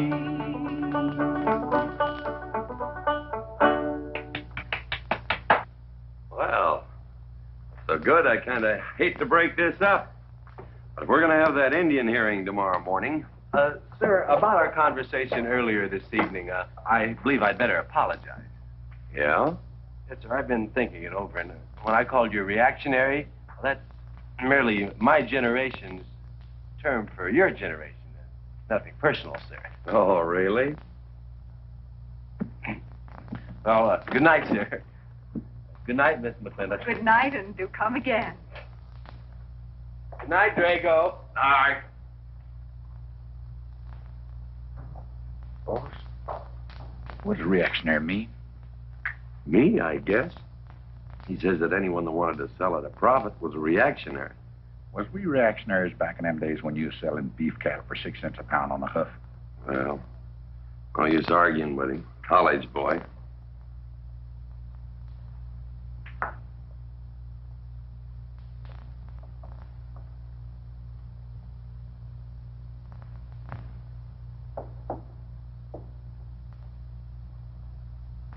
Devlin Warren, if you was my kind of man, you wouldn't let some dude walk off the prettiest girl west of Denver without putting him some kind of fight. Does it show? Well, what can I do? I'm just one of her father's employees. I'm just a hired hand around here. Every so often, Dev, you spill the strangest ideas. Everybody works for somebody. Me, I work for everybody in these United States that steps into a butcher's shop for a T-bone steak. And you work for me. Not much difference. Daddy, the most terrible thing just happened. Junior's horse ran away. The one he rented at the livery stable. Tied up a rented horse by the reins. He's probably back in the stall by now. I think we could get Junior something that he can ride. What I'd rather do, Daddy, is drive Junior home in our barouche. It's a lovely evening, and I'm sure Uncle Drago wouldn't mind driving. I would, and I got the kind of manners don't keep me from saying so, just to be polite. I'll drive him home, Mr. Mclintock. You don't have to come, Miss Becky. I'll see that he gets home safely. I can take care of myself. You got yourself a foot, didn't you? Dev, get the carriage. Drago? I'm going with them. Now you've got me wrangling dudes.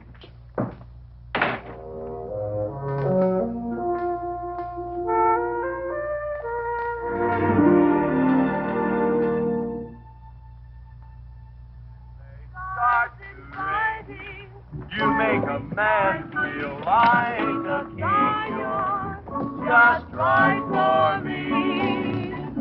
Miss Becky, somebody better help me watch the road. You know, I'm new around here. Might take the wrong turn off. Devlin Warren, you know there isn't a turnoff between here and town. You disappear without a trace. To die like this is no disgrace. This is time. This is time.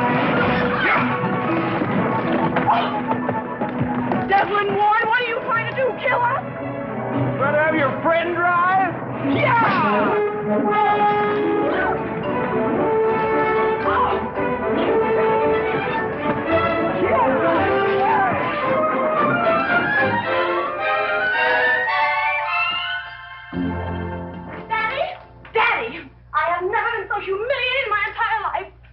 said what I said, and I'll stand by it to the death.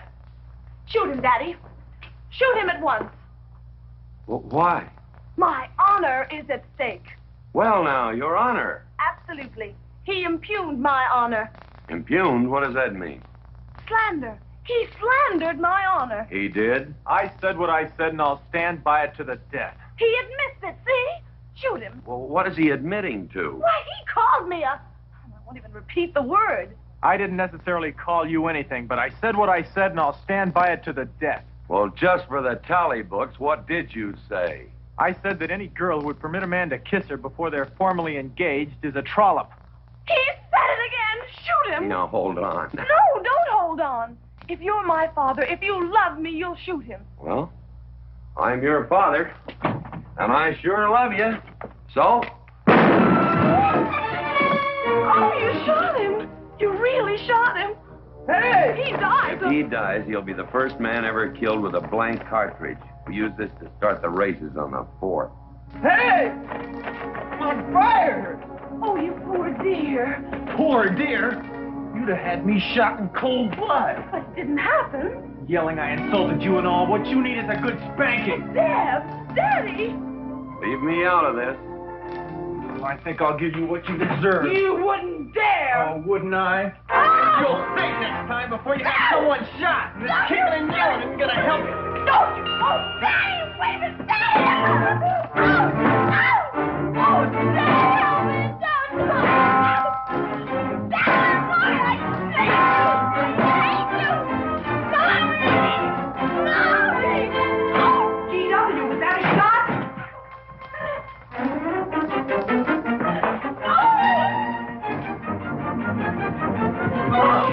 See what happened. He spanked me. You spanked my daughter? Deb. You mean you stood there while that brute beat our daughter? G.W., what's happened to you in the last 2 years? Better part of valor, son.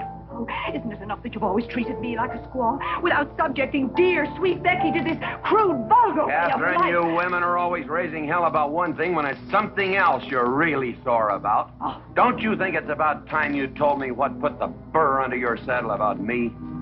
I don't intend to stand here and hold a midnight conversation with an intoxicated man.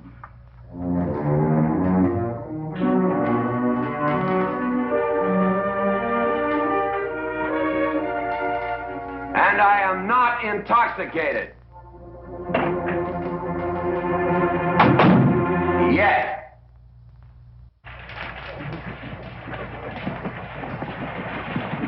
Hello, Governor! Hello, Governor!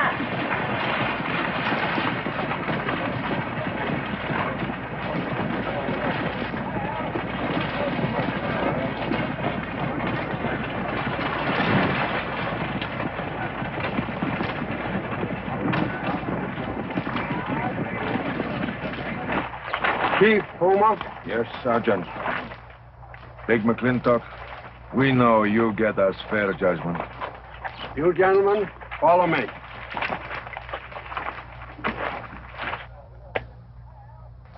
Well, Jake?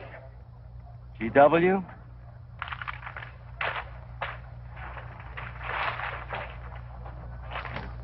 Well, G.W., it's been a long time. Not long enough.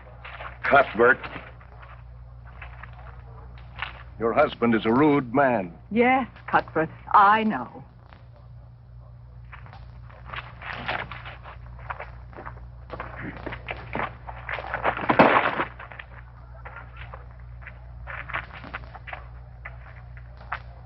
Where you want the Indians, Mr. Mclintock? Mr. Mclintock is not running this hearing. Sergeant, seat those Indians. Yes. Gentlemen, be seated. The whole tribe here want to come into town. Proceed, Lieutenant. This hearing is now in session. Governor Cuthbert Humphreys presiding. Good luck, Daddy. Afraid it's a packed court. Government Edict number 826 has ordered that the Comanche Nation be transferred from their present reservation to Fort Sill. It is the government's claim, as filed by Indian Agent Agard, that these chiefs, after being released from prison by a kindly government, did then rouse and incite defiance among the tribe against said order. It seems, gentlemen, that although some of these chiefs speak English, Chief Puma is quite at home in our language, they have chosen Mr. Mclintock to be their spokesman. I speak for the Comanche. Or rather, I offer this translation. Proceed, Mr. Mclintock.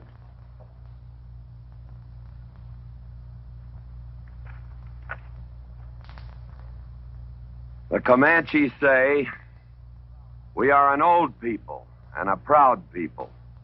When the white man first came among us, we were as many as the grass is of the prairie. Now we are few, but we are still proud. For if a man lose his pride in manhood, he is nothing. You tell us now that if we will let you send us away to this place called Fort Sill, you will feed us and care for us. Let us tell you this. It is a Comanche law that no chief ever eats unless first he sees that the pots are full of meat in the lodges of the widows and orphans. It is the Comanche way of life. This that the white man calls charity is a fine thing for widows and orphans, but no warrior can accept it. For if he does, he is no longer a man. And when he is no longer a man, he is nothing. And better off dead. You say to the Comanche, you are widows and orphans. You are not men. And we, the Comanche, say we would rather be dead. It will not be a remembered fight when you kill us, because we are few now and have few weapons. But we will fight, and we will die Comanche. Thank you, Big Mclintock. Am I to gather the Comanche defy the government of the United States? Yes, you may gather that the Comanche defy the United States government, or at least this commission. Gentlemen.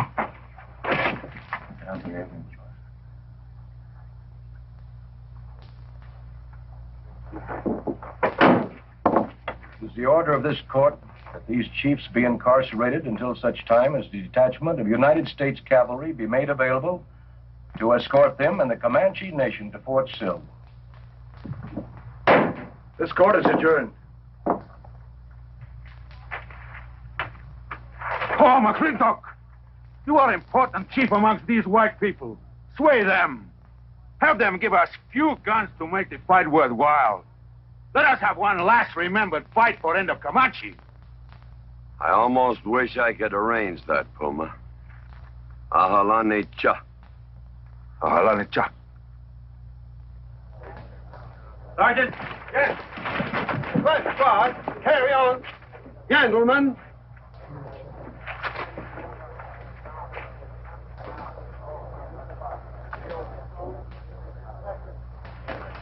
Sad, these changing times. It isn't the times that are changing, Mama.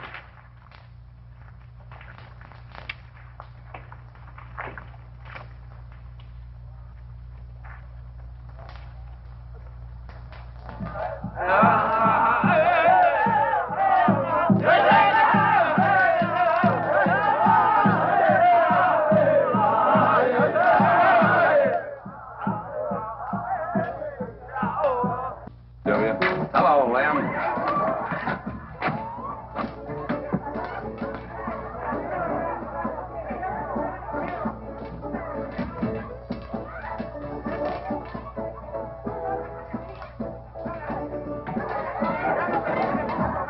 Bunny? Oh, howdy, Mclintock. Hey, figured you'd be belly down drunk by now. I've been doing some drinking, Bunny. Is that boxcar still on the siding? Well, sure, but... But what? I don't like it. You don't, eh? You figure if them Indians get out of there and lead the cavalry on a wild goose chase, that great white father's going to get nosy. Get nosy, and he'll investigate. When they find out how that side-saddle governor's been messing things up, they'll give those Indians a fair trial. That's live ammunition in that boxcar. You know what'll happen if them Indians get some guns in their hands? Somebody's going to get hurt. Is Puma's word good enough for you?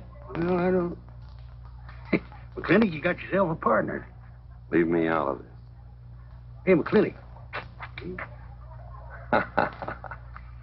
Good night, Bunny. Good night, Governor.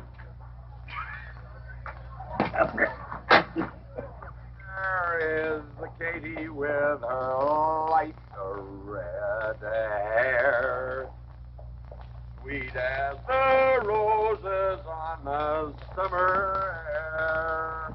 I'll find her somewhere while the moon is high and tell her that I love her, and I'll love her till I die.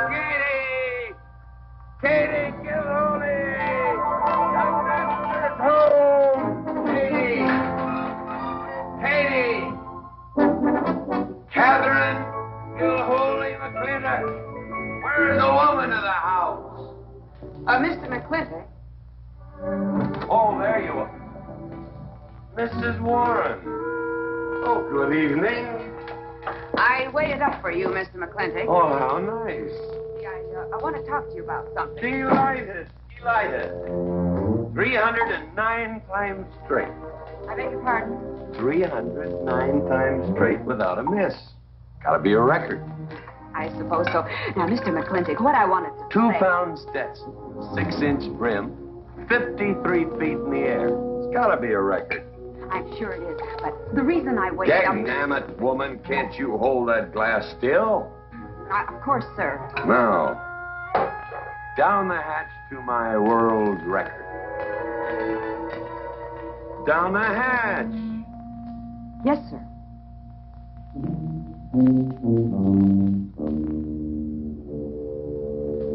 And now, to the governor of our territory. The governor of the territory, sir? Now, don't you stick up for him, Mrs. Warren. You're a fine woman, Mrs. Warren. But you'll certainly go down in my estimation if you stick up for Cuthbert H. Humphrey, governor of this territory. Don't mean to Down change... the hatch. Oh, yes, sir. Down the hatch. Cuthbert H. Humphrey, governor of our territory, is a cull. You know what a cull is, man? A cull is a specimen that is so worthless that you have to cut him out of the herd. Now, if all the people in the world were put in one herd, Cuthbert is the one I would throw my rope at. At whom I would throw my rope at. Natural-born cull. Another touch, ma'am? Oh, no, sir, no. Well, I don't mind if I do. Good. Can't walk on one leg. Oh, I didn't mean to be vulgar, ma'am. Can't walk one limb. It's all right. Sounds silly. Only a bird can walk on a limb. You know my wife? Her name's Kate. She insists on being called Catherine. Do you know her? Of course, Mr. McClintock, and that's what I wanted to talk Well, she thinks that Cuthbert H. Humphrey is panting for her like a bull buffalo at the first green up of spring. But what Cuthbert is panting for is my money. Don't make me feel like I'm drinking alone, ma'am. Very well, Mr. McClintock, if you insist. Down the hatch. Good.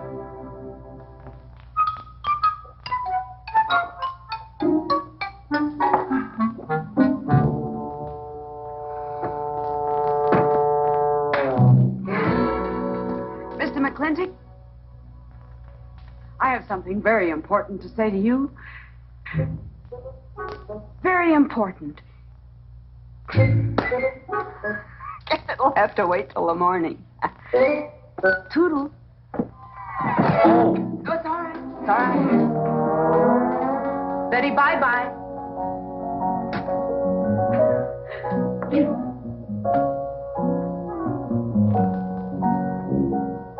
Whoops. Oh. Mrs. Warren. Let me assist you. Very kind.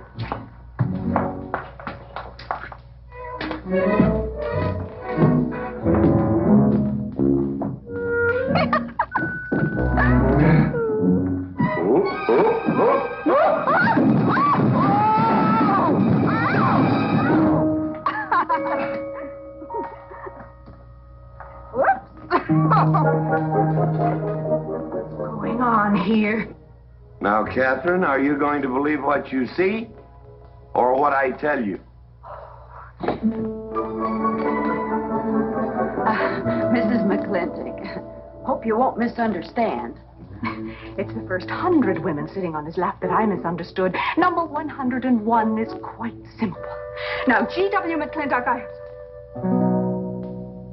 He's gone to sleep.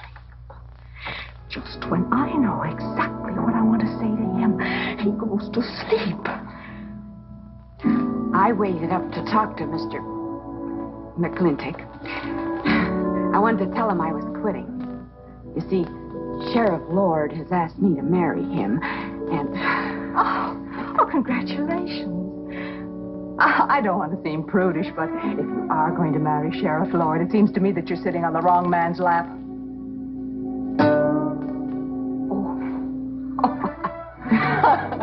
Come on, I'll help you upstairs, and we'll have a long talk about men in general. Ladies, one moment.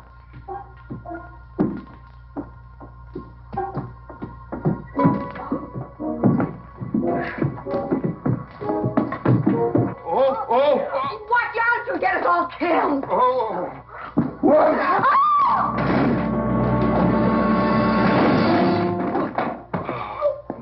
Wait a minute, ladies, till I catch my breath, and I'll get you up those stairs as sure as my name is George Washington Mclintock.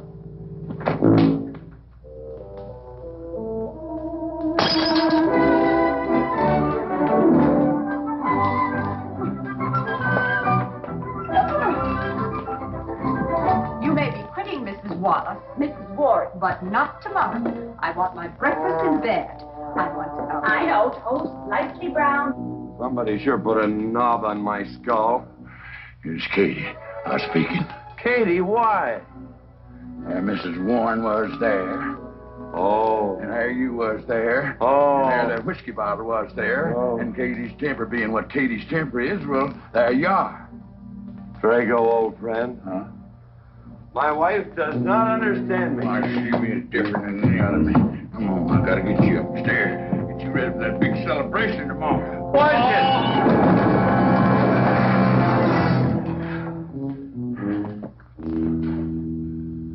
Drago, I am sleeping in the den.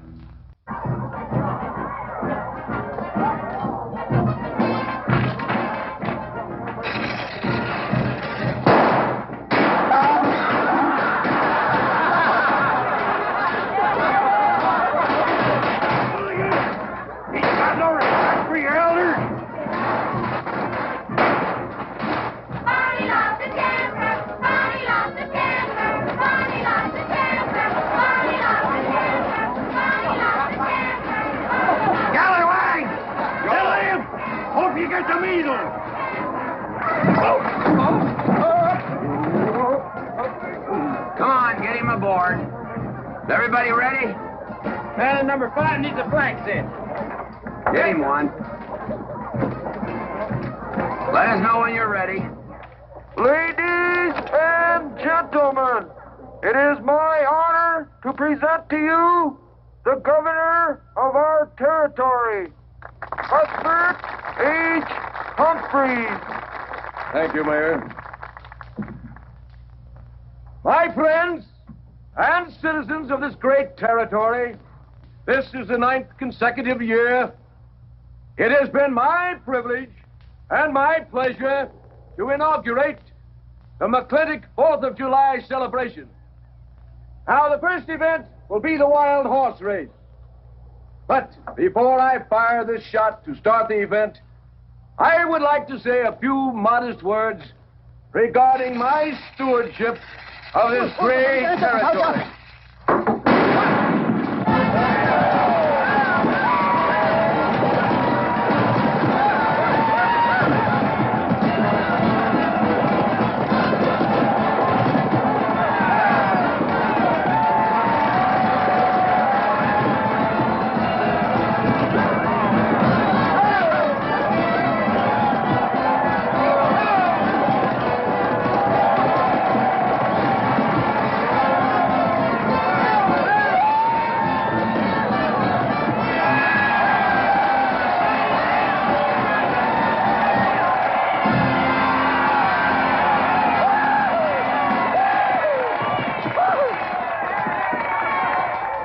Professor Birnbaum. Gentlemen? Sheriff, here's your horse. Come on, get them all lined up. Come here, King. Now, boys, you all know the rules. It's twice around the inside, once around the outside. First cowboy that hits that finish line without busting that egg is the winner. And I caution you boys about some of them eggs, because some of them eggs are last year's holdovers. All right, mount up.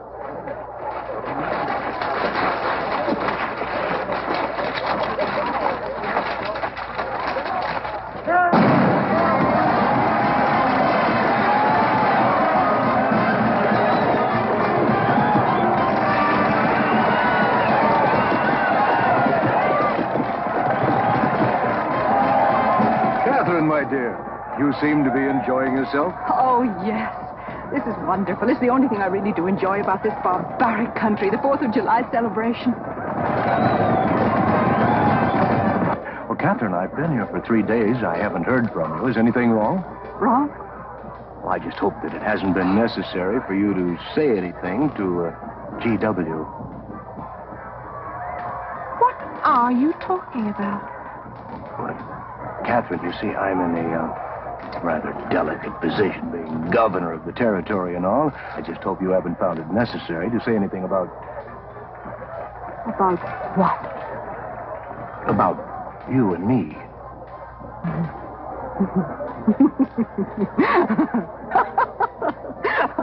Why, you pompous windbag. Do you think that you're the only man who's ever tried to play patty fingers with me? Who's ever tried to lure me into the moonlight? Well, no, but Well, I'm a big girl and I can take care of myself. My husband knows it.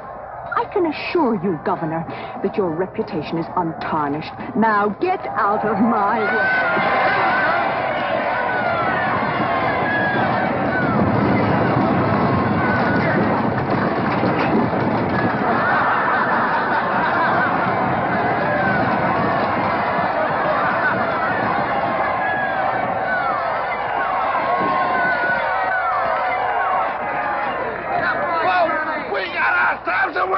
Curly Fletcher!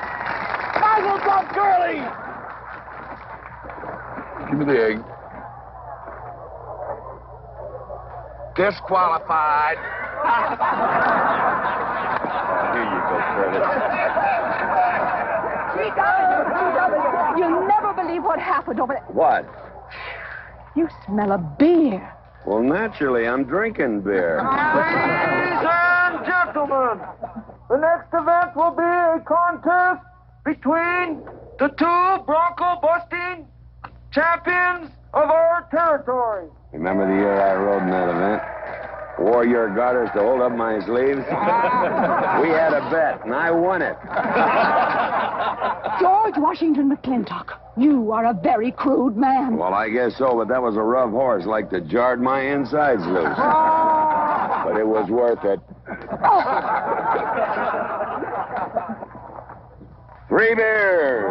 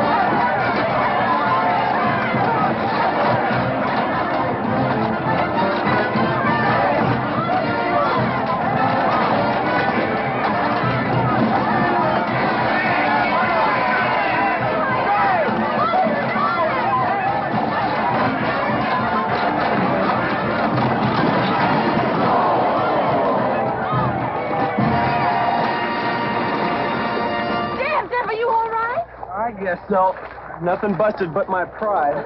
Well, that ought to even things up, Farmer. For what? Well, that sore nose you gave me the other day. Well, that ain't what's sore on him.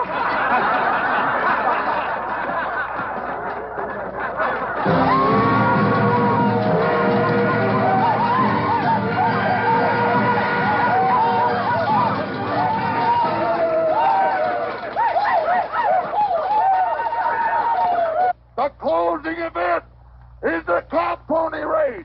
The finish line is at the barbecue. So start meandering.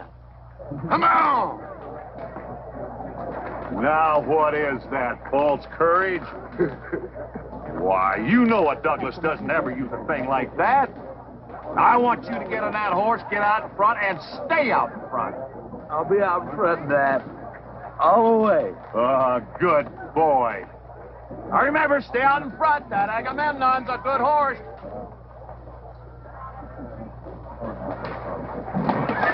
Oh, Agamemnon.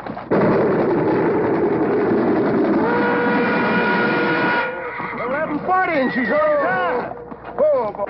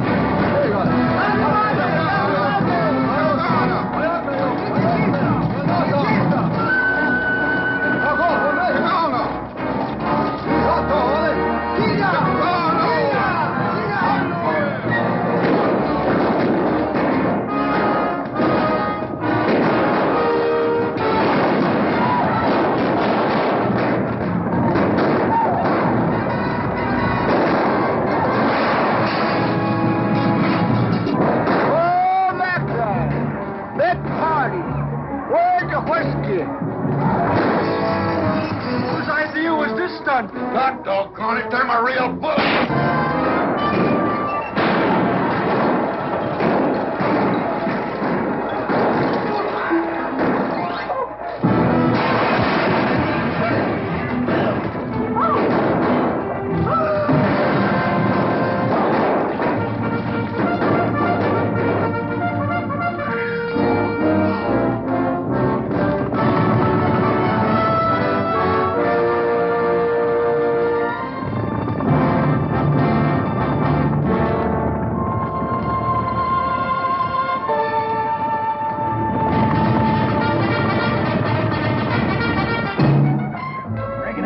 Excitement you'd want for one 4th of July, eh? Puma finally got his way, but I reckon he's riding out his last war party.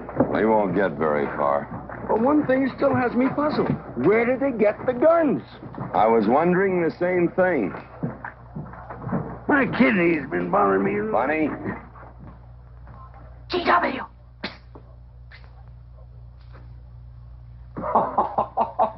What an idiotic joke. Joke? Do you think that was a joke? Oh, shut up. You want everybody in town to see me. You look good in feathers. Oh. Deb, I think they've gone. Yeah. What are you going to do about it? What can I do? Nothing. Just like you've always done.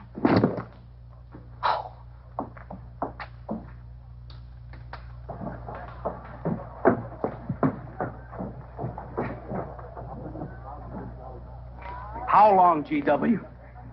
How long what? Cat, she's been riding herd on you for 2 years now. I'm a peaceable man.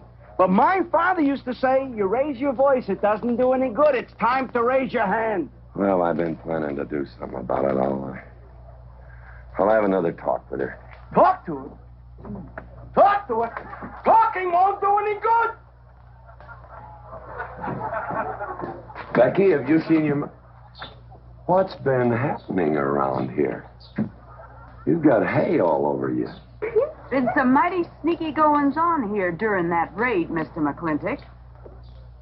Who was it said only a trollop could kiss a man before they were formally engaged? Oh, but we are engaged, sir. You are?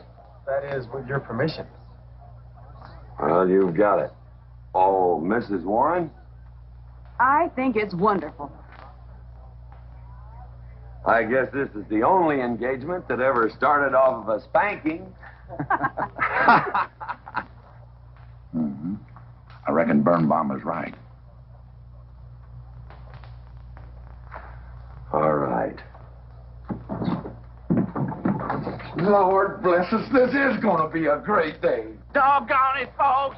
Let's don't let a little old Indian raid break up a good barbecue and a rodeo. A mean sound. Let's go. You contestants, get ready for the cow pony race.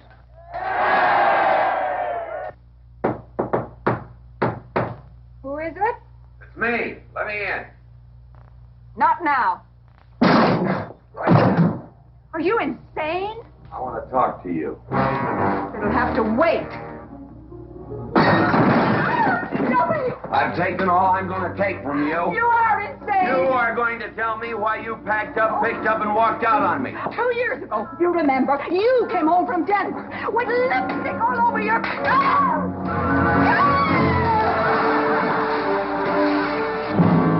Lipstick on my collar. I've got the shirts to prove it. Who cares? Why, you bigot.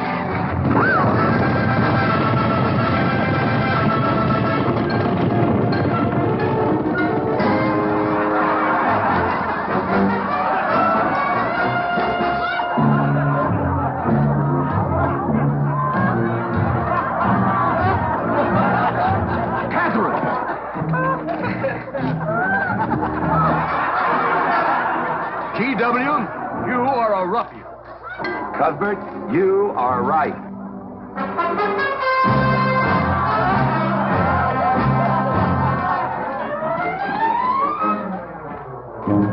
Well, what kind of a family is that? The best. And danger, son. Who won the race? Who cares, Hagar? History's being made.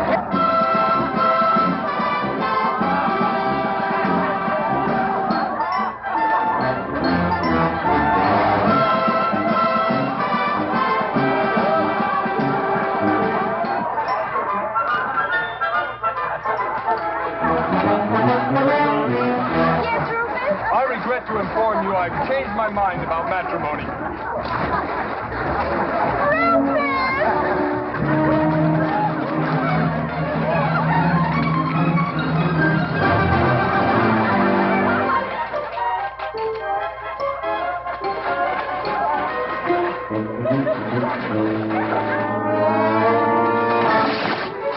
Hey, Mrs. Mclintock!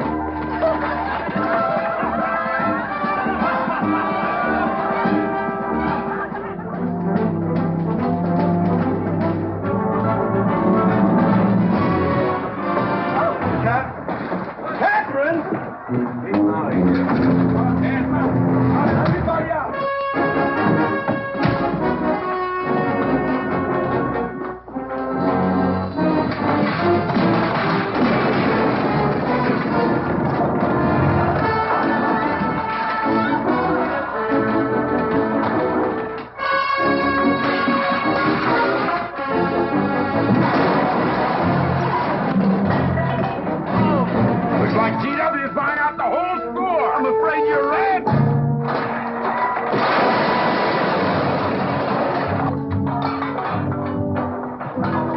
Clowny family!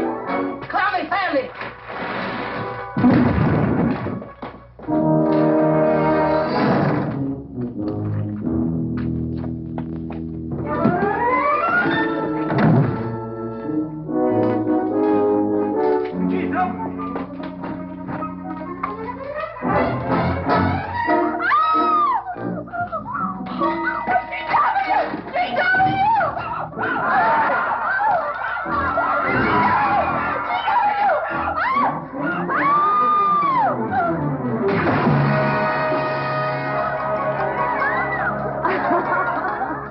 Oh, Mrs. Mclintock, you're all wet.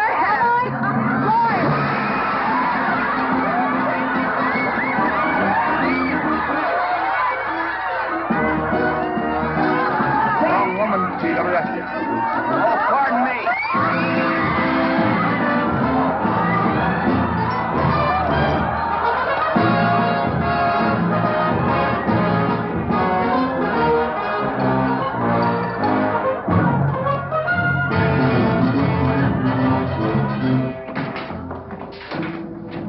Mrs. Mclintock, you setting a new style?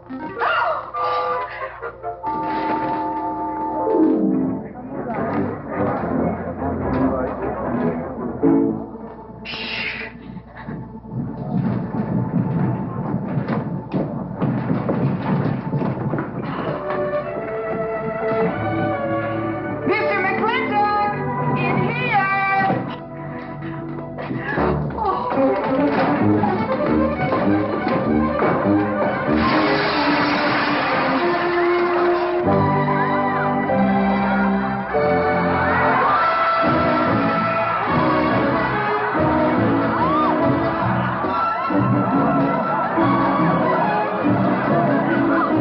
If I ever get through this humiliation, you'll rue the day you ever met me. Oh, Billy, I can fight all you want. It won't do you any good. You've been digging those burrs into me for 2 years. Now you're going to get your comeuppance. Thanks. My father would be proud of you. Now make him prouder.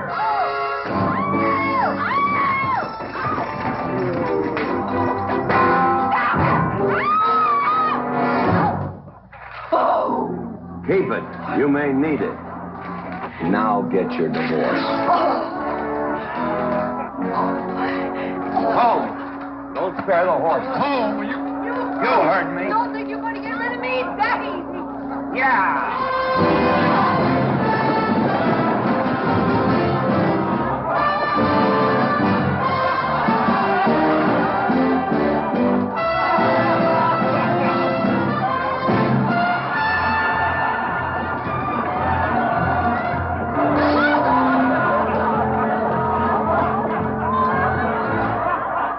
No more living in the capital? No. No more Newport in season? Nope. No more dancing at the governor's ball? No, GW. Happy day. 310 times without a miss. That's a record.